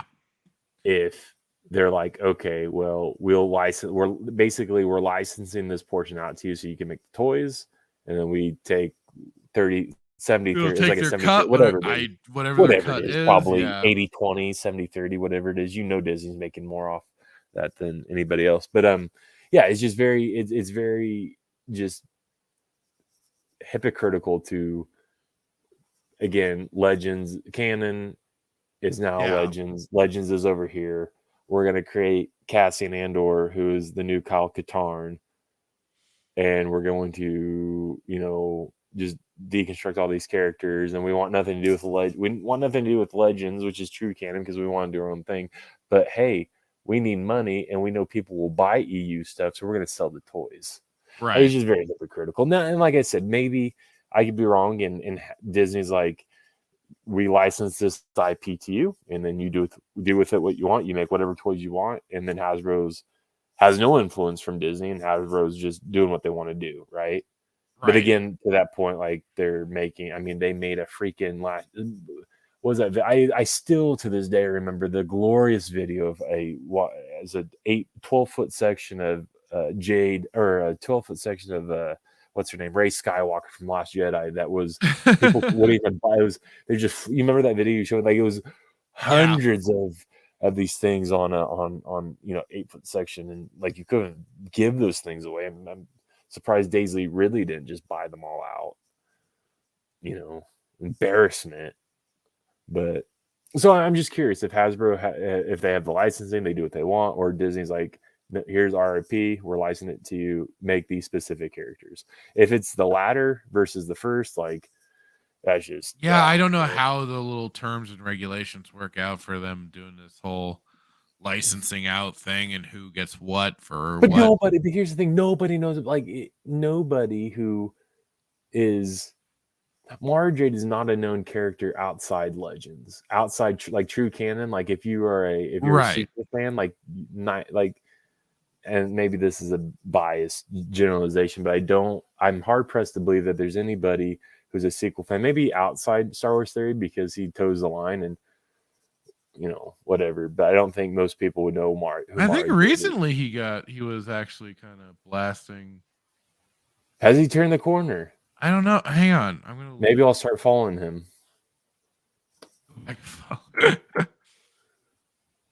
One day ago, he has a video up. I'm done. Disney finally admits they ruined the sequel trilogy. Real talk. Oh, wonderful. Maybe I'll give him a follow. But so that was definitely interesting. I wanted to bring it because I love Mara Jade. She's my future wife, ex-wife. Oh, maybe not both, maybe one, but so that was one thing I wanted to go over because I just thought it was interesting. Who's the middle character? I saw Mara Jade, the Stormtrooper. Who was the middle character? I didn't get a good That was Dr. Afra. Ugh, gosh. Yeah, exactly. I'm gonna throw up. Where's my bowl? Okay, yeah, that's what it was. So, and then I found the Disney Plus article was interesting. Not interesting, but I thought hang on, let me grab that one. Just for a Wii $79.99, you can bypass the ads. From IGN, Disney Plus is set to get a steep price hike on December 8th. Before then, you can lock in a 1-year ad-free subscription for $79.99. I think that's what they're charging now, though. They're either charging $69 or I thought they were charging around $70. Yeah, so Disney Plus getting price hike. Woo, baby. Here's some of the bad news for your wallet. Disney Plus is getting a price hike. That's when an ad-free service, which currently costs $7.99 per month, will go up to $10.99 per month. But if you sign up for an annual membership now, you'll lock in the current price for a whole year. Sweetening the deal, the annual price is cheaper than 12 months paid month to month. Between now and December 7th, new subscribers and current month-to-month members can get a 1-year Disney Plus membership for $79.99. The price goes up December 8th, so make sure to lock in that current subscription. In case you're not familiar with the offerings on Disney Plus, it does a lot. Pretty much the content: Star Wars, Marvel, Disney, blah blah blah blah blah. Andor, my favorite show. You're chill. Upcoming shows include Secret Invasion. Okay, so yeah, that's basically reiterating their tweet. I mean, this is the funny thing. This is the funny thing, and I don't know how long ago. I think my brother and I had talked about this. It is basically now, these, and even then, is like the streaming services have just basically become the new version of cable TV. This is now the different packages that you can get for each one, except now they can include quote unquote no commercials. And it's just called, well, what the hell were we doing? Why did we go away from cable television to go to streaming when we were supposed to be getting away from ads and stuff like that, only for it to become the same thing? Almost like that was the inevitability of it. Are all streaming services doing this? Is Netflix doing it? Is Hulu does it? Hulu was Hulu was kind of Hulu was the first that kind of launched this whole thing of, we have a streaming service, but you can also get a streaming service without ads and stuff like that. But they also and they were kind of the first streaming cable company sort of thing, because they did have like special packages locked in. So if you got it, you get like certain sport events early and stuff like that streamed directly to Hulu. Those little things. So yeah, it all started with them. But I mean, it all started with the cable TV packages and stuff. It was also, what was it? Funimation. Like they have an app to where like you Funimation, Crunchyroll, and stuff like that. Yeah, absolutely. Like you pay, it's free, but like you can pay the monthly service to bypass the subscriptions, bypass the ads and stuff. Yeah. So it's just interesting because it's like $79.99. Like I think what they're charging now is like $70 with taxes. Their yearly thing is like roughly like $72.99. So they're like, what? So, but why are they bringing this? Like, why? You've done it for how long has Disney Plus been out? 4 years. Yeah, because this isn't exactly going to entice people to their platform, considering it hasn't been getting a whole lot of traction anyway. Nobody wants to deal with ads. No, absolutely not. Why don't like it's the same thing with YouTube. Why do you think I don't? I hate those YouTube Premium ads that pop up. It's like, try YouTube Premium for a month for $7.99. Yeah, you can skip ads and download music. It's like I have Apple Music, so I don't need to. Like I don't need your, and I hate ads. And half the time, like if I go to YouTube to watch a video, if an ad pops up, I'll turn it off. I won't watch it. Right. Hoping that the ad will go away, or because you get so many you get like so many skips. It's the same thing with freaking Pandora. I hated Pandora. I had Pandora, and I would listen to Pandora until I ran out of skips, and then I'd uninstall it, and then I'd reinstall it to get skips. Right. And then I just got rid of Pandora because then I heard about that Apple Music came out, and I was like, I'm good. I'll pay $9.99 a month to have unlimited music without any ads. Like I hate ads. So this is the one. Like this is if Bob Chadwick, whatever his name is, if he wants to get voted in for another 4 years, this is probably what you don't want to do.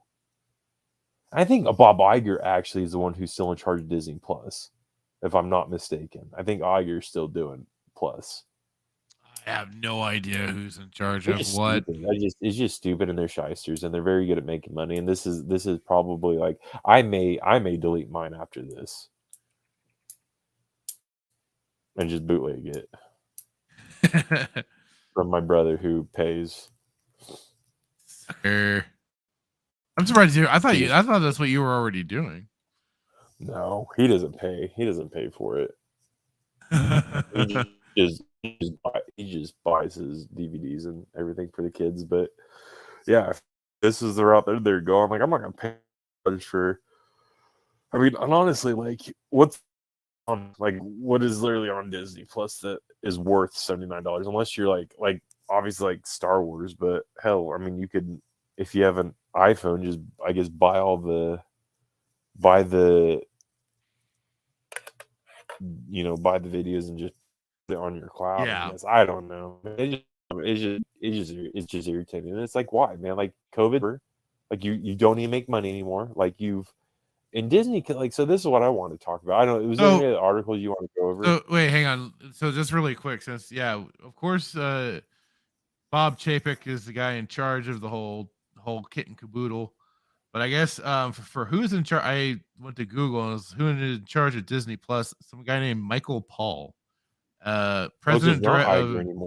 No, it's no, because Iger was originally in Chapek's position, and Chapek took over. Yeah, but I thought he was still taking on Disney Plus. Apparently not. No, this Michael Paul is oversees Disney Plus, Hulu, ESPN Plus, and Star Plus globally.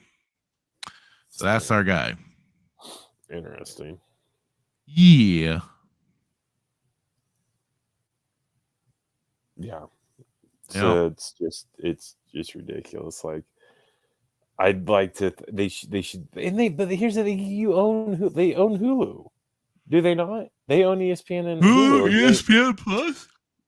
Yeah. Oh, excuse me. So they've got the premium stuff there, boyo. And it's like, if the day comes where ESPN Plus goes to a commercial based thing, like I'll just probably cancel that too, because I have it separate. I have ESPN separate. But it's just I don't do and Hulu. I don't do Hulu for that reason, because it is a commercial based. I don't. I hate it. I hate commercials. I don't want to do it. Or ads. I'm sorry, not commercials, ads. If I want to deal with commercials and ads, I'll watch TV. Because there's no getting around it on the TV. Like you have to watch the commercials and you have to watch ads. Well, that's this is back to my point. It's like it has just become television again. It's just that's just what it is. So I don't get it. I don't understand it. We have not gone away from anything. No, we just become more lazy. So instead of sitting on a couch watching the TV, we've gone to our phones. You're laying in your bed watching your phone. On your phone, like with a TV in your room. Like it's so stupid. Like, yep. It's just the funniest thing God. It's sad, people who love Disney, like the people that like are religious about going, or I don't even know, man. I don't know. Maybe that might be a stretch, but I think there will be people that will do it. Like I love Disney so much. Pay this because it is cheap. It is cheaper. You think about it, like if you didn't grow up in our era and your grandparents never bought you every single Disney VHS that was ever made, then it is cheaper to do the $79 a year, because you have it. Then you have access to everything. Plus, you have access to the kid shows, and even the kid shows are questionable ethically and what they're trying to, push. But I'm talking about like the original, but the original movies, all that kind of stuff. It is cheaper, right? I think initially. Cheaper in what way? Well, buying the DVDs, like how many Disney movies are there? And, well, if you can find them, because some things they haven't re-released or anything. And that's the thing. They're smart, right? Because it's like it's the same thing with like the like the reimagined covers versus the original covers. Like if you can find the original covers, you better grab them, because now the reimagined covers are becoming more expensive. One, they're more expensive, and two, they're easier to find. Well, I wish I had saved it, but I saw somebody earlier talking about this on Twitter about how, thanks to the Disney buyout, I think of Fox or something, they aren't like trying to come across physical copies of certain movies have become almost impossible at this point. Really? Mm-hmm. Because they don't do certain re-releases or anything like that for Blu-ray. So it's just called, you're just kind of up the creek without a paddle It's called, well, if you got it back then on DVD or maybe on VHS, if you still got it, then at least you can still watch it. But no. So they're just good at making money, I guess. I don't know. No, they certainly know how to keep their shit behind their vault and everything. Where I mean, they might do special releases down the line, but otherwise, no. It's called Screw You. I mean, they could, pull away from everybody else and ensure that they make money by not doing this ad thing, because they own it. Nobody's forcing them to do ads, right? But they know that nobody. To my not knowledge, necessarily. There's no force to it. It might be the matter of, having ads and stuff like that help supplement costs. So if they aren't getting it out of subscribers, they can get it out of ad revenue, basically. But again, I mean, I would think if you don't have as many watchers as you hope you did, I don't know how that would help, but I don't know. You're talking about the ads are going to help them make more money or help them cut well, the cost? They probably charge these people to allow ads to be on the Disney Plus platform. So I mean, they probably get then get that supplemented income besides from their other nefarious shit. But yeah, they probably get it from that. And then that's kind of their paying, and then they might make any extra off of people viewing it and going and purchasing. I don't know, but otherwise, because I mean, how often now do you see like a survey, or when you're like going through some things, it's like, so how did you hear about us? And they have the little drop down to select, where did you hear about it from? XYZ website, that sort of thing. Yeah. I don't know. I think they have plenty of money. I mean, my goodness, they laid off COVID, they shut, I mean, I don't know, man. Yes, they shut the parks down. They went full hog, yeah. They shut the parks down. They laid people off, but people were still getting paid. Didn't you have something to talk about for the parks? Yeah, I do. So I went to Disney. I just didn't know if we had any other things we wanted to go over, but yeah, I did. So my brother and I, we went to, no fact that like I do have fond memories of going to Disney. I do love going to Disney in the perspective of spending time with my nieces, because the favorite part that I have is going to, Fantasyland and riding the rides with my nieces, because they're all, 9, 8, 3, and now newest one is 1.5. So there's nothing, but I'm not an emotional guy, but there's nothing that warms my heart more than like them, saying, well, we're gonna ride the rides with Uncle Jeudy. Did go to Sandra was able to get us on Rise of the Resistance. So my brother and I went on that, and this is their, again, I think we need to try to make it. I think we honestly need to sit down and try to make a trip to, in the not near future, but in the future, to do something. Like I wanted to do kind of like what I think Drunk 3PO does. Like I want to like go and actually like hopping, yeah, just do it, and just to see, man. Because I did it years ago with my brother and I, and it was we went to the Galaxy's Edge, but like really like go in there and actually do like a pre-show or something, and just do everything. Yeah, because when I was there, like I only had go ahead. I was just gonna say, it's kind of funny that you were wanting to talk about the parks, because look at what I found from Pirates and Princesses. Disney has a problem booking Star Wars Galactic Star Cruiser, reportedly cutting cast member hours.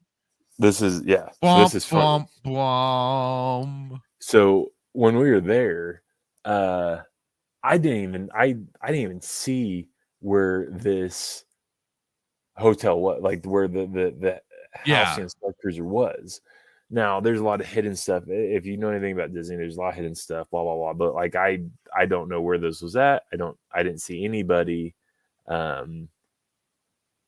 going to and from. I didn't see any transport. Like I didn't see anything. Now it was a Tuesday night. Yeah, watch Star Cruisers. Voyager's only at 25% occupancy. Yeah, because it's $5,000. Cutting cast members hours and second dinner seatings. Ouch.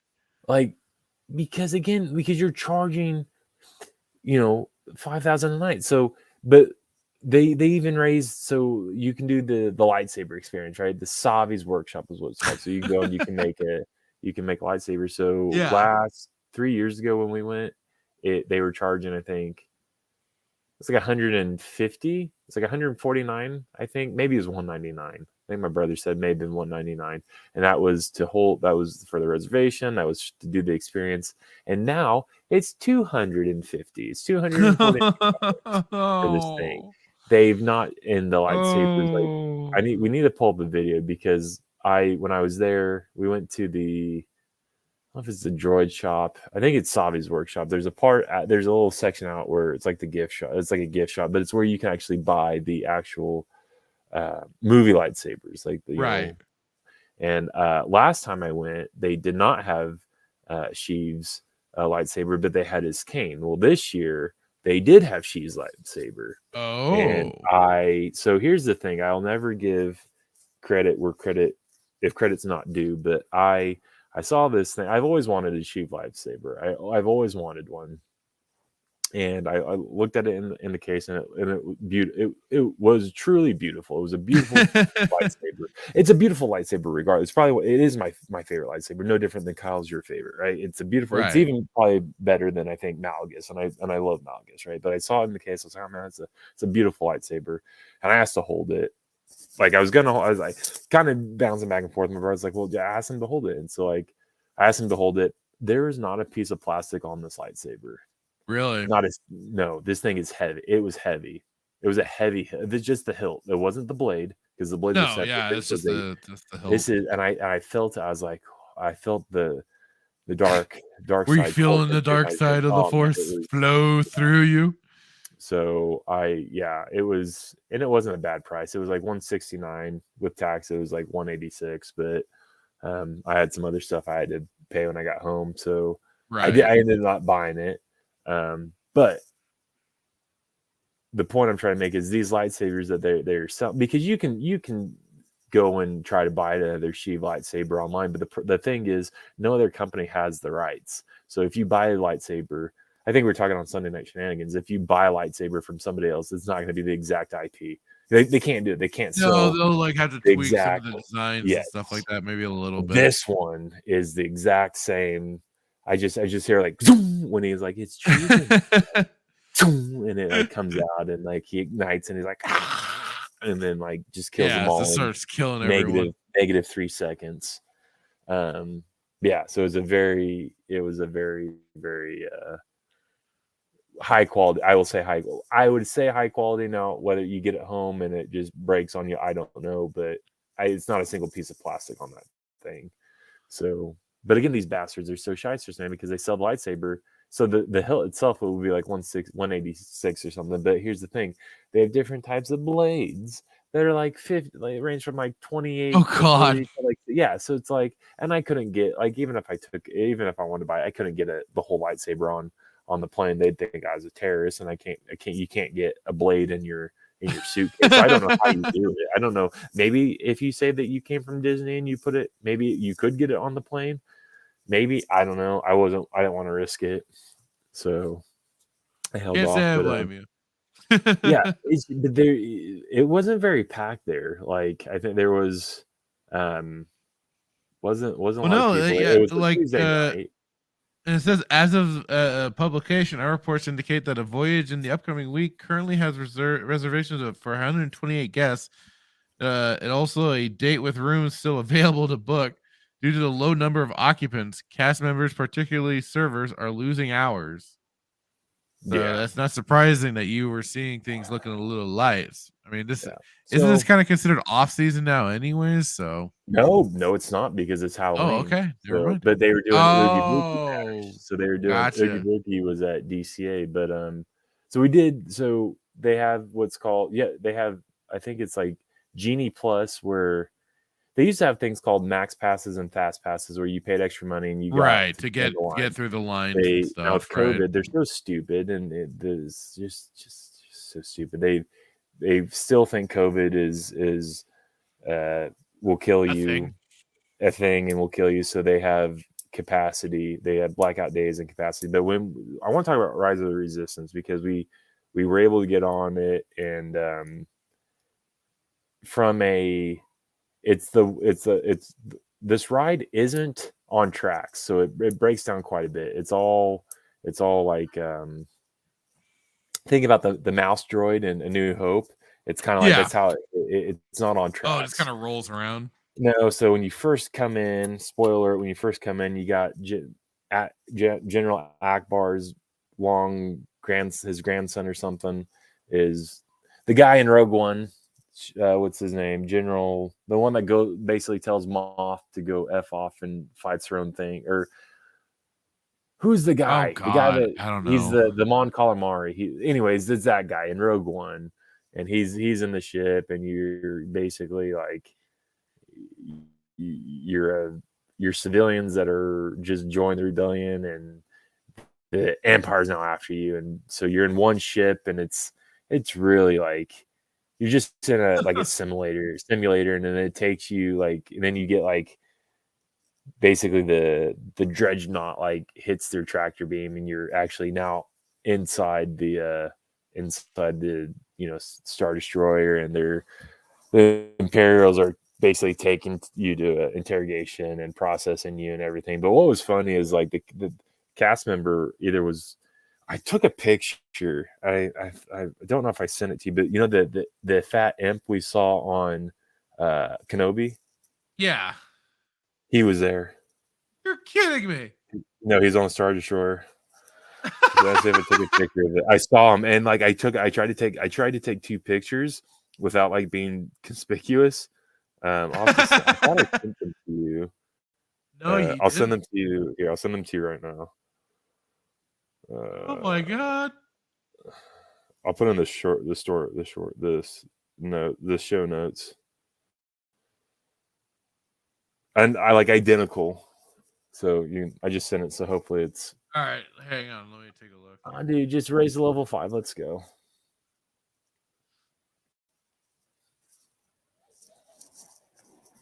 He got back. That post. Baby got back. It just reminded me of him. It wasn't not like he was fat or anything, but it reminded me of the guy off. Look at the Mountie pants.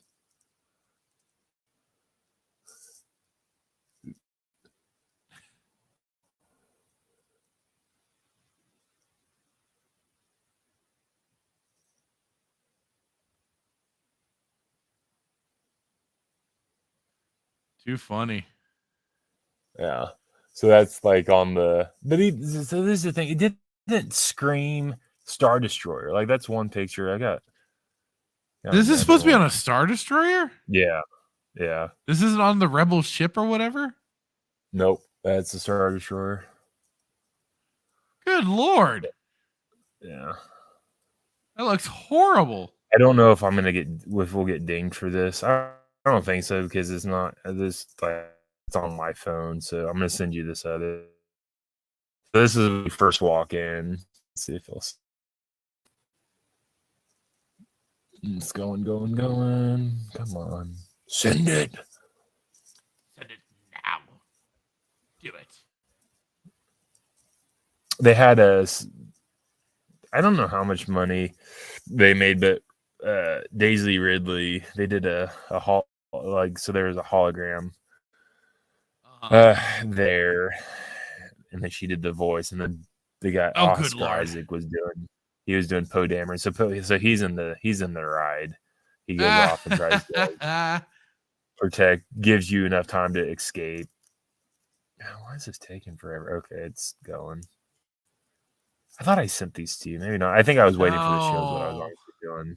So let's see if it'll send. Yeah, clearly. Oh God. What? Am I not on Discord? What do you mean I'm not logged into Discord, you bastard? was gonna say you just sent that one picture. Yeah, no, I'm sending it from my phone. I wonder why it's not. If this doesn't send, I'm just gonna text it to you and see if you can upload it. Come on, Jesus! Why it's going so slow? Maybe it's because I'm uploading it to Discord while you're also streaming right now. So yeah, it's possibly it's going a little slow because we're doing all of this.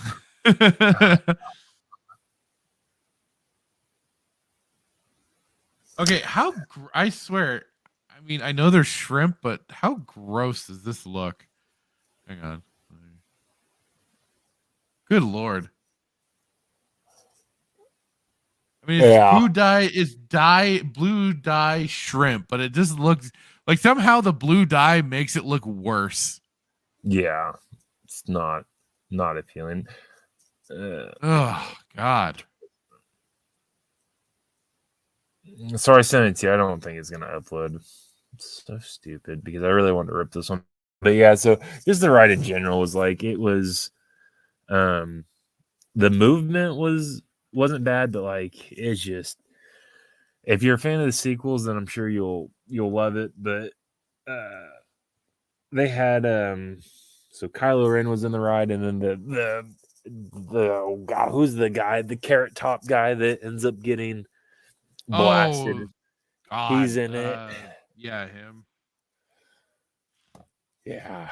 So it's like, yeah, you go into the main, you go into your ship, and you're trying to get to this secret planet, and then Star Destroyers show up, TIE fighters are shooting at you, Poe Dameron tries to give you time to escape, and then you get stuck into a tractor beam, and then the tractor beam, you're on the Star Destroyer. Nothing felt Star Warsy. Like nothing about this ride really felt Star Warsy. Like I didn't feel like I was on a Star Destroyer. Right. There was a funny moment. Well, it didn't look like one. That's for damn sure. The group that I was with, my brother and I were with, the guy was leaning on the wall, and this lady, the cast member, comes up and she's like, she's like, what ship are you on? He's like, oh, I don't know. It's like funny that it's like, what ship are you on? And he's like, oh, it's like, and then she's like, so it's not your ship, so stop leaning on the walls. And then she like walks off. So like I don't know if she broke character, if that was yeah, but then part of the character or yeah, and it was just like they were trying to be serious, but then like they were wearing tennis shoes. Like there's a guy that was wearing tennis shoes. One guy had like Doc Martens on, and I'm just like, and then they look like the RMCP, their outfits, like, you know, it was like it just nothing felt Star Warsy like at all. And then I know that like most of these. All right, hang on. I got the video. Oh, did you? Okay. Oh, hang on.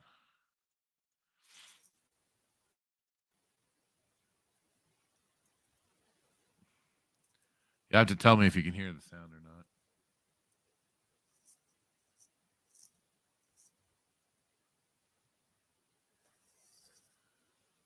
Can you hear the sound? No, is it up all the way? What's that? No, I can't hear it. Yeah, it was up. Do we even really need to hear it? I guess. No, I mean it's Daisy Ridley's. It's her voice, but yeah, I mean not really. I wonder if it's because I sent it without the volume under. No, you sent it with audio. Oh, did I? Okay. Yeah. So, oh no, I hear it. Oh no, it's on my phone. Sorry. So I thought I had better quality video. Maybe it's because of the upload. But so that was one of them. And then I sent you another one.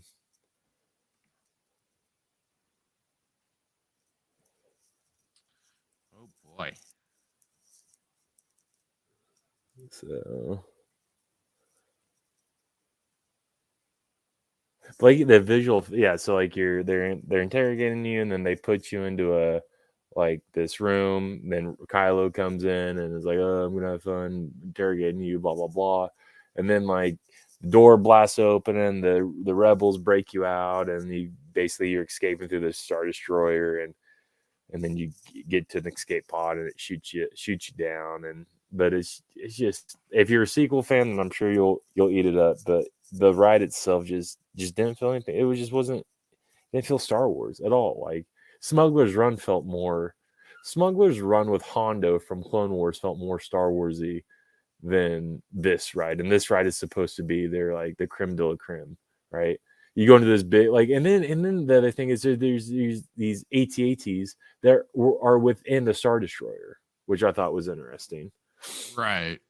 Huh. 2 of them, and they shoot at you, and yeah, I just felt like 2022 there would be better ways of replicating, basically taking what you see on a movie and implement it into real life. I get obviously you're not going to be able to implement a real lightsaber and blaster fire in a sense, but I don't know. Ride was fun in regards to like the movement and everything, but like from a storytelling perspective, like it was kind of shit. Yeah, it just didn't feel I didn't feel like I was in Star Wars. Like look around, like they did, like to me, like it doesn't even really. No, this guy in front of me, he's the guy that got yelled at by the female Imperial. So, yeah, and then prices are insane. Like we I imagine we drank the milk. We went to, they call it a milk stand, so I was like, my brother and I were standing online. He's like, "Oh, dude, we're gonna drink this stuff. This is Bantha milk, man. It's gonna be the greatest thing ever." And it was like they raised it. Like I remember last time I was there, I think it was like $7, and they raised it to like $8.99 for literally like that milk stuff. And yeah, we didn't eat there or anything. And like I said, we didn't have a lot of time to because we were there with the kids and his wife, and you're on a time schedule when you're with the family. It's not like back in the day when we were single, running around ourselves and just single and not have to adhere to a timeline. But when you have a 3-year-old niece and a 1.5-year-old niece, and it's almost midnight, you gotta. Yep. Well, it wasn't midnight, but it was getting late. So yeah, I just wasn't impressed with it. Like AT-ATs were there and stuff, and it looked like the cool part was I think it looked like there were actual people in the AT-AT, like actual guys that were dressed up, or they're animatronics. I don't think they're animatronics. Could be, but overall, just yeah. If you want a Smuggler's Run, do Smuggler's Run. It's more of a, at least you're in the Millennium Falcon. Actually, that ride was identical to the Millennium Falcon. Which, again, like you would be really in bad shape if you couldn't replicate the Millennium Falcon. No, you couldn't. But so, yeah, boy. No, I'm curious to see what like. Not good. It's not going well for them. I can at least say that, and I can take some joy in. This is supposed to be like their ride, though, man, and nothing. The Star Destroyer did not like it. I didn't know where I was. I was like, are we on a Star Destroyer? Are we on a Dreadnought? Like where are we at? Like, cause you see the Star Destroyer out the viewport, right? So you see that's like where you're getting like taken to. And I was like, it didn't even feel like it. Like, and even the cast members, did not exude. They didn't have the personification of an Imperial. Imperial, I almost said agents, but of the Empire. Right. And I get that, like, we're not, we're in reality, like, obviously, but like, I don't know. Just feel like if, just almost makes me wish I was solid and buff and shit, and I could go dressed up as Darth Bane and start messing with these people too. Right. Like, oh man, I didn't know we had Bane on, so you call yourself part of the dark side. They released it like, so Mando is walking over, and he's in Galaxy's Edge now, and Boba's there too, so you got people dressing up as those guys, and yeah, think we should just go and just like do like experience it all and just do like a massive review. Like I can already tell you, like Smuggler's Run. I mean, it was the funner of the two, but like, hey, at least you had fun somewhere, I guess. It was, yeah, it was because my brother and I did it together. And this was fun too, going with my brother. But it's like it just from I'm saying I strictly talking from a Star Wars perspective. Like it doesn't feel Star Wars at all. No, yeah, it's like just for the Battlestar Galactica mixed with Star Trek mixed with the one show that you watch.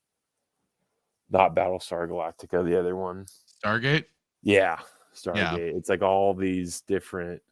I was gonna say that bridge looked that little hallway you were in, that looked more like from a Stargate set than it could have been from Star Wars. Jesus.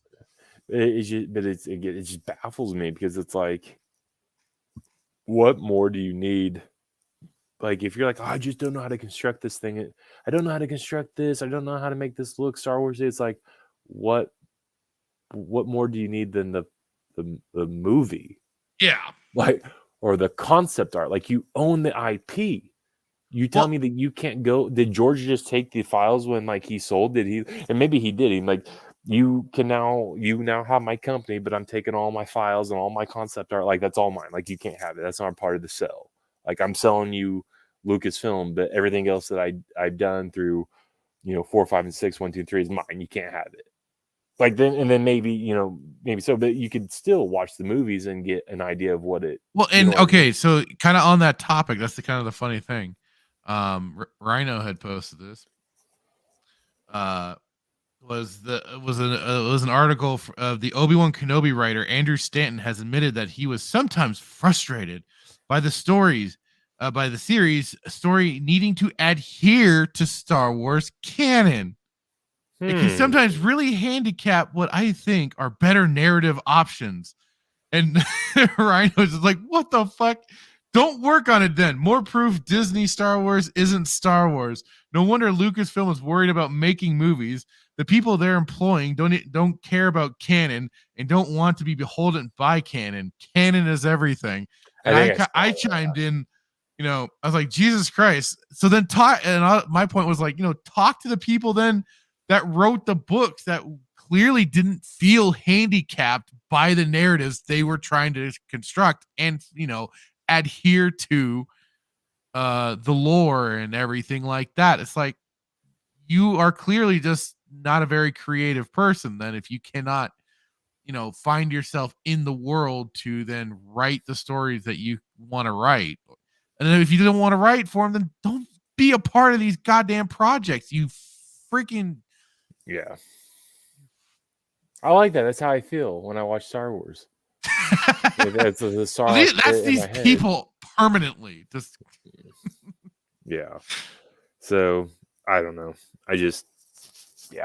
So that's just it though. They're not bringing on people that care about Star Wars, that are Star Wars fans, that want to adhere to the world and really bring it to life. That's who Disney's they've hired clowns, freaking idiots that just they maybe this is actually kind of the funny thing.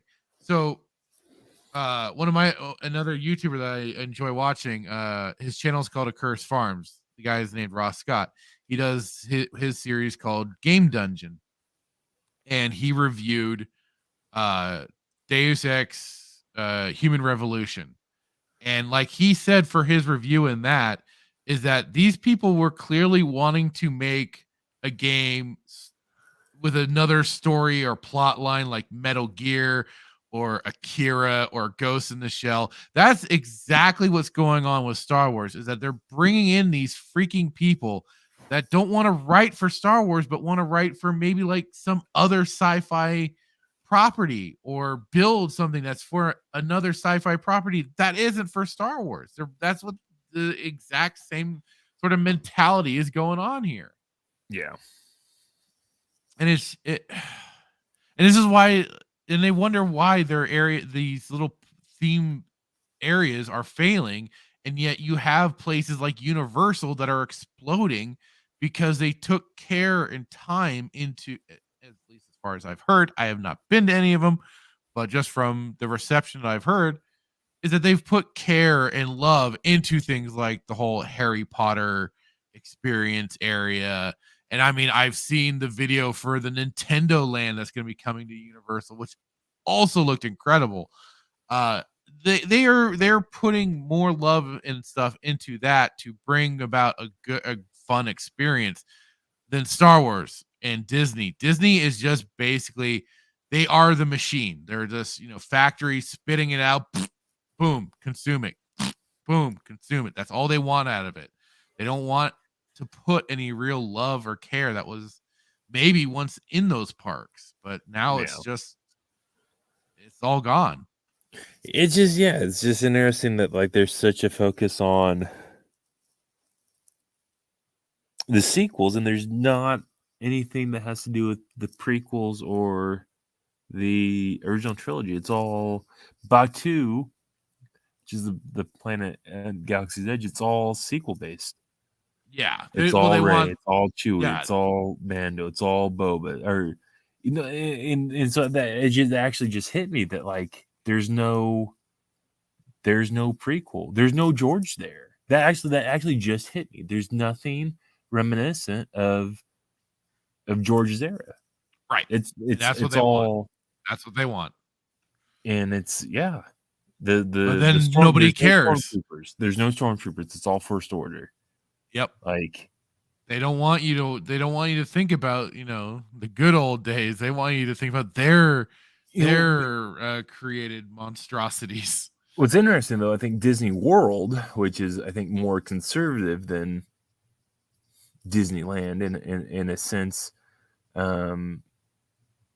with masks, there's no mask mandate, and I mean you don't have to wear masks at Disney, but I thought you did, but they got rid of it. But like I think they do have Vader at Disney World.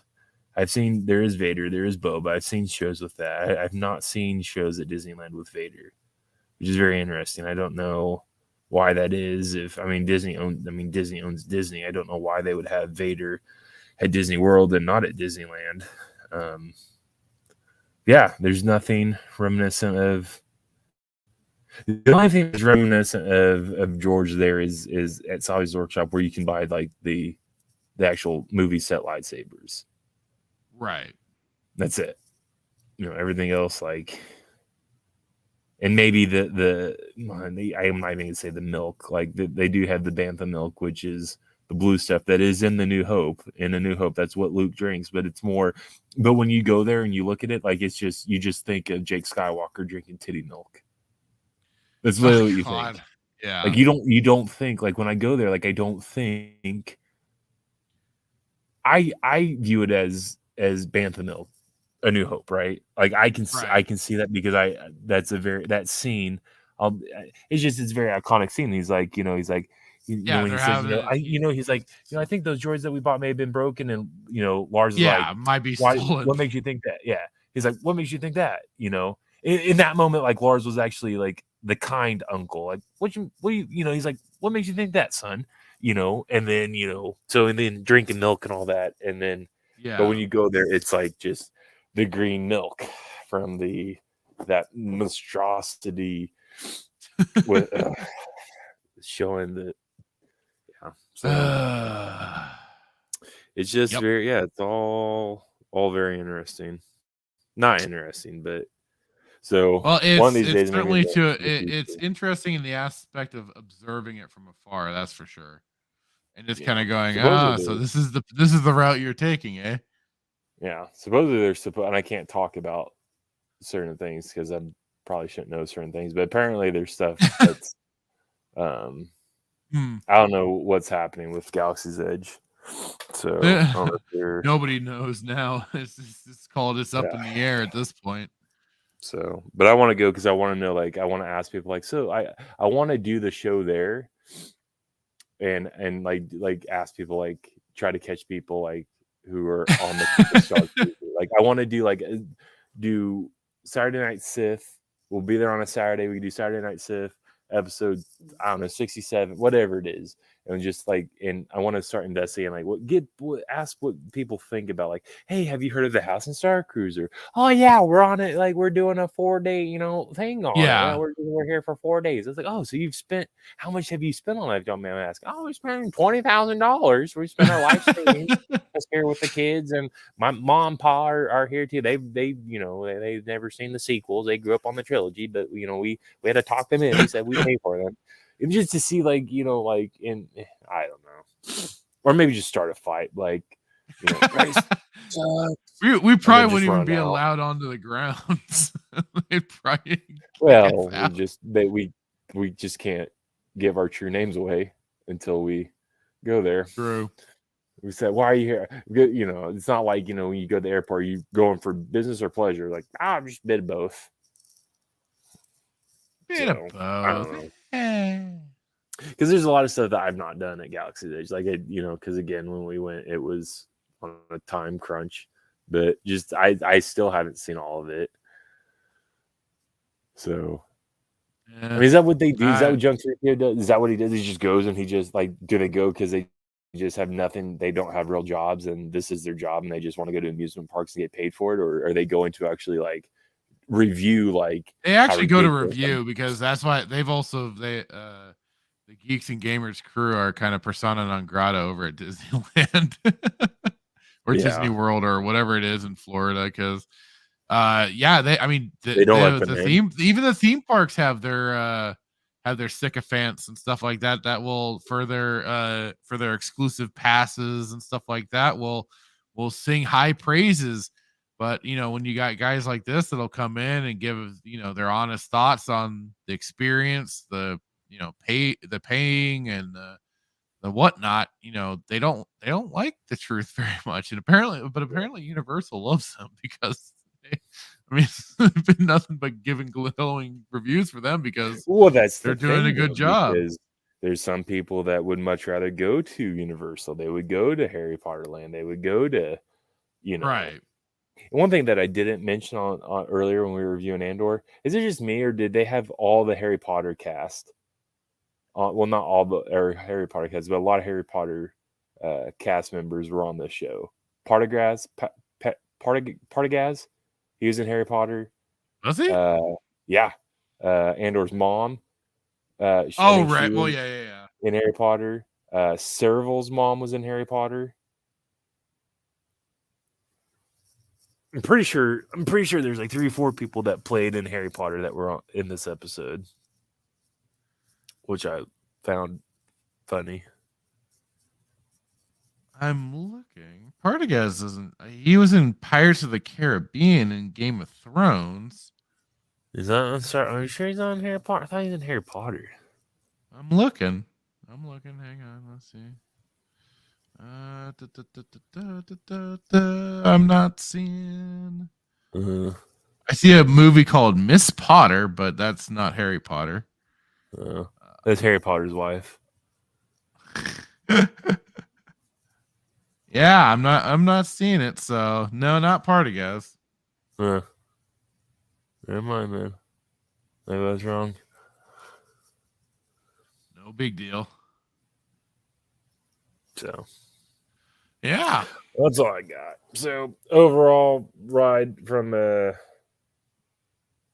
movement standpoint, it was decent. It was fun going with my brother, but from a Star Wars perspective, 0 out of 10. Stinks. It stinks. It stinks. It stinks. Yes, Mr. Sherman. Yeah, hang on. It stinks. It stinks. It stinks. Yes, Mr. Sherman. Everything stinks. Literally. And it does. Well, that's all I got. Yeah, and I think that was definitely a great time for our show tonight. That was fun. We got to really rip into Andor there. So pumped to go to the computer store and figure out what's wrong with my computer. Yeah, because we got to be ready for tomorrow for some Sunday night shenanigans.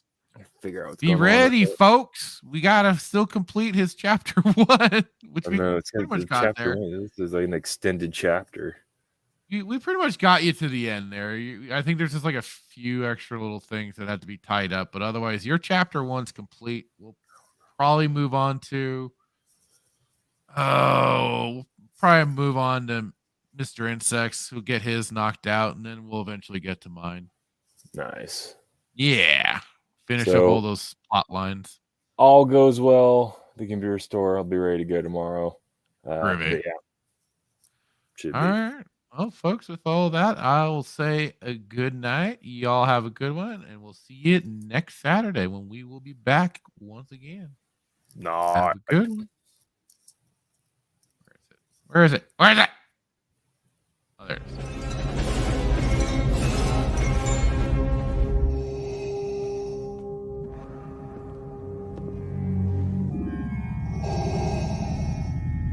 What is thy bidding, my master?